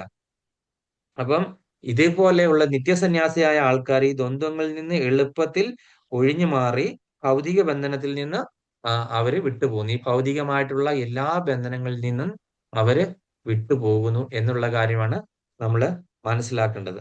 അപ്പം ഭഗവാൻ പറഞ്ഞിരിക്കുകയാണ്, കർമ്മഫലങ്ങളെ ആഗ്രഹിക്കുകയോ വെറുക്കുകയോ ചെയ്യാത്ത ആളെയാണ് നിത്യസന്യാസി എന്ന് ഇവിടെ പറയുന്നു. അപ്പൊ അങ്ങനെയുള്ള ആ ഒരു സന്യാസം, അതായത് കർമ്മഫലങ്ങളെ ഒരിക്കലും ആഗ്രഹിക്കുകയും ചെയ്യുന്നില്ല, വെറുക്കുകയും ചെയ്യുന്നില്ല. എനിക്കിങ്ങനെ സംഭവിച്ചു എന്നോർത്ത് ഒരു പരാതിയും ഇല്ല. അതുപോലെ നമ്മൾ ഇതിൻ്റെ അകത്ത് തന്നെ ആ ഒരു കഥയിൽ തന്നെ ഞാൻ ബാക്കി കേട്ടതാണ്. ഈ നാമദേവൻ ഭഗവാനോട്ട് സംസാരിക്കുമെന്ന് ഞാൻ പറഞ്ഞില്ലേ? നാമദേവൻ പാണ്ഡുരംഗ വിട്ടല ഭഗവാനോട് സംസാരിക്കും. അപ്പം ഇങ്ങനെ സംസാരിക്കുന്ന ഇതിൽ സമയത്ത് ഭഗവാനോട്ട് സംസാരിക്കുന്ന സമയം, എല്ലാത്തിലും ഞാൻ നിന്നെ കാണണം, നീ എല്ലാ ജീവജാലങ്ങളിലും എല്ലാത്തിലും നിന്നെ കാണുക, അതൊരു മഹത്തായ കാര്യമാണെന്ന് ഞാൻ മനസ്സിലാക്കി ഗുരുനാഥന്മാര് പഠിച്ചതിൽ നിന്നും. അപ്പൊ അങ്ങനെയൊക്കെ ഭഗവാനുമായിട്ട് ഭയങ്കര ഒരു ആർഗ്യുമെന്റ് ഉണ്ടായി അങ്ങോട്ടും ഇങ്ങോട്ടും. അതായത് നമ്മൾ കണ്ടില്ലേ, പണ്ഡിത സമദർശന എന്ന് പറഞ്ഞ ശ്ലോകം ഭഗവത്ഗീതയിൽ കണ്ടു. വാസുദേവ സർവമിതി സ മഹാത്മാ സുദുർലഭ. വാസുദേവനാണ് സർവവും എന്നും സർവചരാചരങ്ങളിലും വാസുദേവന്റെ ശക്തിയാണ്, അല്ലെങ്കിൽ വാസുദേവനാണ് അവരുടെ എല്ലാം ഉള്ളിൽ പരമാത്മാവായിട്ട് ഇരിക്കുന്നതെന്നും മനസ്സിലാക്കിയ ഒരു വ്യക്തിക്ക്, അതായത് ഒരു പ്രാണിയോ ഈച്ചയോ ഉറുമ്പിനെയോ അതുപോലെ ഒന്നിനെയും തന്നെ ദ്രോഹിക്കാനോ, അതുപോലെ തന്നെ അവരെ ഒന്നും അയ്യേ ഇത് ലോവർ കാറ്റഗറിയിലുള്ള ജീവജാലങ്ങളാണ്, അല്ലെങ്കിൽ ഇത് സസ്യമാണ്, അതിനെല്ലാം വെട്ടി നശിപ്പിച്ച് കളയാം, ഇങ്ങനെ ഒന്നൊരു തോന്നൽ ഒരിക്കലും ഉണ്ടാകില്ല. കാര്യം എല്ലാം ഭഗവാന്റെ സൃഷ്ടിയാണ്, എല്ലാം വളരെ ശ്രേഷ്ഠമാണ്. നമ്മൾ നിരൂപിച്ചു കഴിഞ്ഞാൽ അങ്ങനെ ഒരു സൃഷ്ടി ചെയ്യാണ്ട് പറ്റുമോ? ഒരു നല്ലൊരു പുഷ്പം അല്ലെ? ഒരു പുഷ്പം കണ്ടു കഴിഞ്ഞാൽ അതിന്റെ സൃഷ്ടികർത്താവ് ഇതിനെപ്പറ്റി ആലോചിച്ചു കഴിഞ്ഞാൽ അതിന്റെ നിറം കണ്ടു കഴിഞ്ഞാൽ എങ്ങനെ ആ ഒരു പ്രകൃതി അങ്ങനെ ആ ഒരു നിറം അതിന് കിട്ടിയല്ലേ? അപ്പൊ അതിന്റെ സൃഷ്ടികർത്താവ് എത്ര ശ്രേഷ്ഠനായിട്ടുള്ള വ്യക്തിയായിരിക്കാം? നമ്മൾ നിരീക്ഷിച്ചു കഴിഞ്ഞാൽ അങ്ങനെ ഒരു സൃഷ്ടിക്കാൻ പറ്റുമോ? ഭഗവാന്റെ സൃഷ്ടി എടുത്ത് കോപ്പി ചെയ്ത് നമ്മൾ ഹോർട്ടിക്കൾച്ചർ എന്നും അതും ഇതൊക്കെ പറഞ്ഞ് പല സംഭവങ്ങൾ ഉണ്ടാക്കിയെങ്കിലും ഒറിജിനൽ സൃഷ്ടി ചെയ്ത ആരാണ്?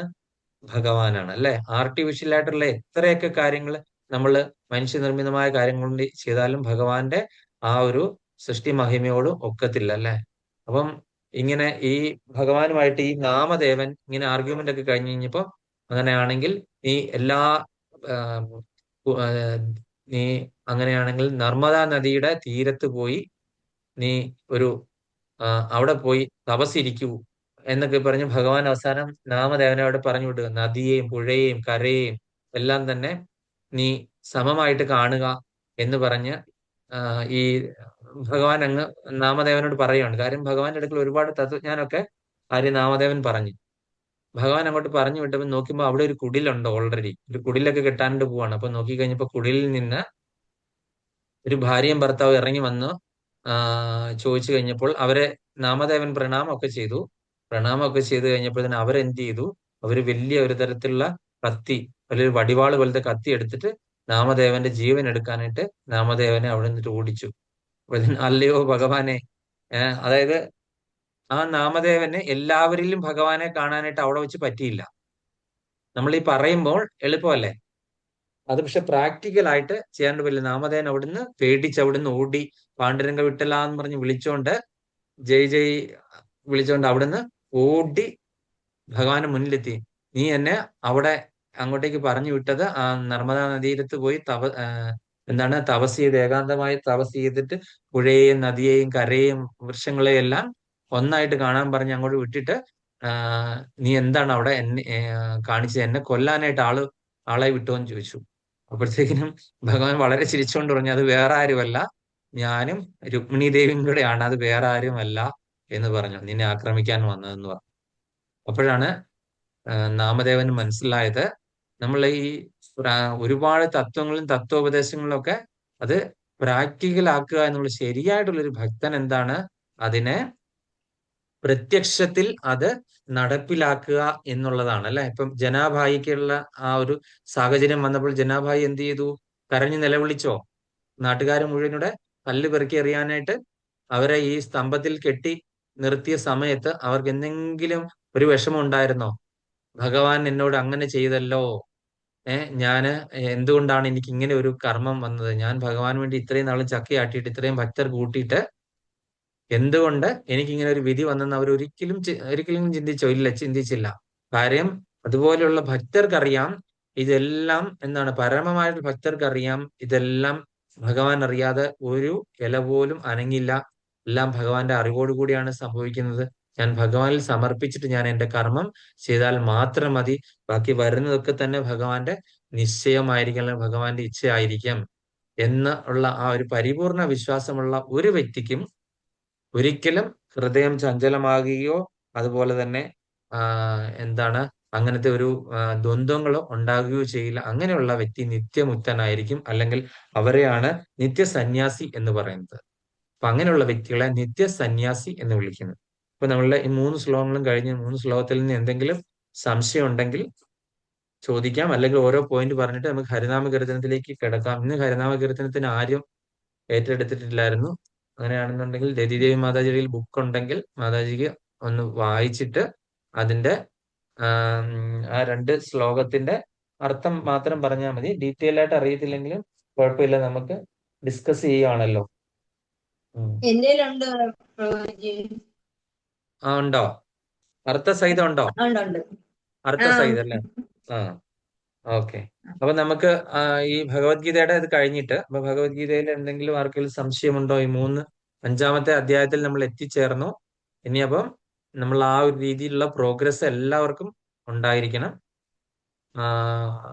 കാര്യം നമ്മള് ഇനി കൃഷ്ണാബോധത്തിൽ കർമ്മം ചെയ്യാനായിട്ട് തുടങ്ങുകയാണ്. അപ്പൊ അതുകൊണ്ട് നമ്മൾ ആ ഒരു സീരിയസ്നെസ്സിൽ വേണം മുന്നോട്ട് പോകാൻ വേണ്ടിയിട്ട്. ഹരേ കൃഷ്ണ. അപ്പം സംശയം ഇല്ലെങ്കിൽ ഓരോ പോയിന്റ് പറയാം. മനസ്സിലാക്കി ഇന്ന് ഇത്രയും നേരം പറഞ്ഞതിൽ നിന്ന് മനസ്സിലാക്കിയ പോയിന്റ്സ് എന്തെങ്കിലും ഉണ്ടെങ്കിൽ പറയാം. അത് കഴിഞ്ഞ് നമുക്ക് ഹരിനാമ കീർത്തനത്തിലേക്ക് കടക്കണം.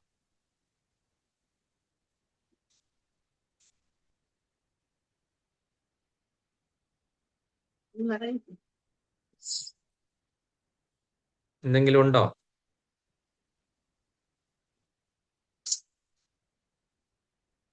മല്ലിക മാതാജി എന്തെങ്കിലും പോയിന്റ് ഉണ്ടോ?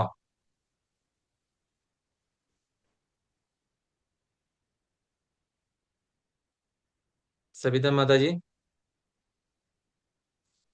അതായത് പ്രഭു, ഫലകാംക്ഷയോടെയുള്ള കർമ്മം ഉപേക്ഷിക്കുക, ഭക്തിയുതമായ കർമ്മവും രണ്ടും നല്ലതാണെങ്കിലും ഭഗവാൻ പറയുന്നത് പുരസ്കരമായ അല്ലെങ്കിൽ കൃഷ്ണന് സമർപ്പിച്ചിട്ടുള്ള കർമ്മമാണ് ഏറ്റവും ഉത്തമമെന്ന് ഭഗവാൻ പറയുന്നു. പിന്നെ എപ്പോഴും ദ്വന്ദ്ങ്ങളിൽ നിന്ന് നമുക്ക് മുക്തി നേടണമെങ്കിൽ നമ്മുടെ കർമ്മങ്ങളെല്ലാം ഭഗവാനിൽ പൂർണ്ണമായി അർപ്പിച്ചുകൊണ്ട് മുന്നോട്ട് പോവുക. ഹരേ കൃഷ്ണ. ഹരേ കൃഷ്ണ. സൗഭാഗ്യവതി മാതാജിക്ക് എന്തെങ്കിലും മനസ്സിലായോ? അല്ലെങ്കിൽ കൃഷ്ണാവബോധമില്ലാത്ത ത്യാഗം അപൂർണമാണ്.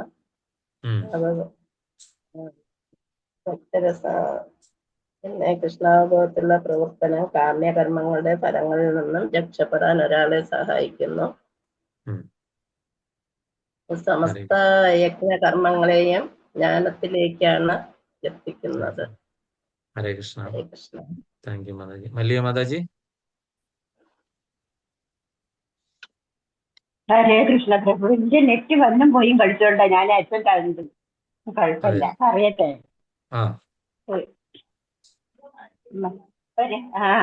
ഒരാൾക്ക് വിധിക്കപ്പെട്ട കർമ്മം അയാൾ ചെയ്തേ പറ്റൂ.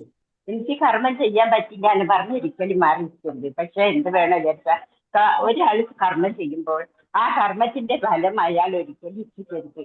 കർമ്മഫലം ഇച്ഛിച്ച് ചെയ്യുന്ന കർമ്മം ചെയ്യുന്ന കൊണ്ട് പാപഫലങ്ങളെ ലഭിക്കുള്ളൂ. നേരെ മറിച്ച് എല്ലാ കർമ്മങ്ങളും ഭഗവാനിൽ സമർപ്പിച്ച് ഭഗവാന്റെ പ്രീതിക്ക് വേണ്ടി നമുക്ക് വിധിക്കപ്പെട്ട കർമ്മം നമ്മൾ ചെയ്യുക തന്നെ വേണം. അങ്ങനെ ചെയ്താൽ നമ്മളിൽ നിന്ന് പാപഫലങ്ങൾ ഒടിഞ്ഞു പോകും. ഒരിക്കലും നമുക്ക് പാപഫലം ഉണ്ടാവില്ല.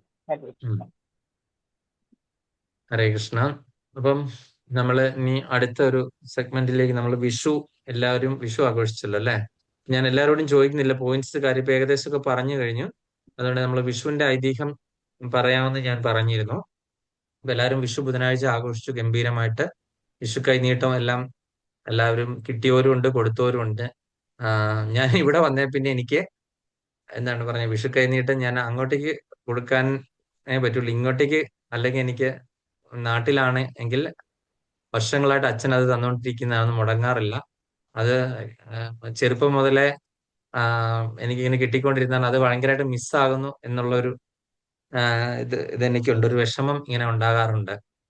അപ്പം എന്താണ് വിഷു ആയിട്ട് ബന്ധപ്പെട്ട ഐതിഹ്യം എന്ന് പറഞ്ഞു കഴിഞ്ഞാൽ നമ്മള് ഒരുപാടെണ്ണം പലരും പല പുതുവർഷം, അതായത് രാവും പകലും ഈക്വൽ ആകുന്ന മേടമാസത്തിൽ, അതുപോലെ മേടം 10-ന് 10-ാമതേതിന്റെ അന്ന് എന്താണ് സൂര്യൻ നേരെ തലയ്ക്ക് മുകളിൽ ഉദിക്കുന്നു അല്ലെ?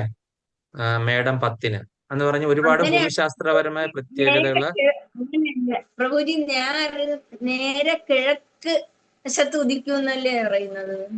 കിഴക്ക് വശത്ത് നമ്മുടെ തല മുകളില്, അല്ലെങ്കിൽ ഒന്നുകിൽ ഉത്തരായനം അല്ലെങ്കിൽ ദക്ഷിണായനം ആയിരിക്കും അല്ലെ? ഇതിന്റെ പകുതിയിൽ വരുന്നതാണ് നേരെ തലയ്ക്ക് മുകളിൽ. ഇങ്ങനെ മുകളിൽ എന്ന് പറഞ്ഞാൽ ഈ ഡയറക്ഷനിൽ നമ്മൾ നിൽക്കുന്നതിന്റെ നേരെ വരും സൂര്യൻ. അല്ലെങ്കിൽ സൂര്യൻ നിന്ന് ഇങ്ങോട്ട് മാറിയോ അല്ലെങ്കിൽ ഇങ്ങോട്ട് മാറിയോ ആയിരിക്കും. ദക്ഷിണായനോ ഉത്തരായനോ, അതായത് രാവും പകലും തുല്യമാകുന്ന ദിവസവും. അതൊക്കെ ആണ് ഈ പറയുന്ന വിഷുവും ആയിട്ട് ബന്ധപ്പെട്ട ഭൂമിശാസ്ത്രം. പിന്നെ ഒരുപാട് പുഷ്പങ്ങളും എല്ലാം കായികനികളും എല്ലാം ഉണ്ടാകുന്ന ഒരു സമയം, ഒരു ഭൂമിയുടെ ഒരു പിറന്നാൾ മാതിരിയാണ് വിഷു വരുന്നത്. അതെ, നമ്മൾ പിന്നെ ഈ വൃക്ഷലതാദികളൊക്കെ വെച്ച് പിടിപ്പിക്കുന്ന അല്ലെ, നടുതലകളൊക്കെ വെക്കുന്ന ചേനയും ചേമ്പും അങ്ങനെയൊക്കെ നമ്മള് നാട്ടിലെല്ലാവരും ഈ വിഷു 10-ാമതെയൊക്കെ സംബന്ധിച്ചിട്ട് നമ്മള് അത് നട്ടുവെക്കുകയൊക്കെ ചെയ്യാറുണ്ട്. ഇനി അടുത്തത് നമ്മൾ വിഷുവായിട്ട് ബന്ധപ്പെട്ട ഒരു കാര്യം എന്ന് പറഞ്ഞാൽ പരശുരാമന്റെ അവതാരവുമായിട്ട് ബന്ധപ്പെട്ടാണ് അല്ലെ? പരശുരാമൻ മഴു എറിഞ്ഞിട്ടാണ് കേരള സൃഷ്ടിച്ചതെന്നൊക്കെ നമ്മൾ കേട്ടിട്ടുണ്ടല്ലോ അല്ലെ? അപ്പൊ ആരാണ്? ഭൂമിദേവിയെ, പൃഥ്വിദേവിയെ കൊടുക്കുന്നതിന്റെ.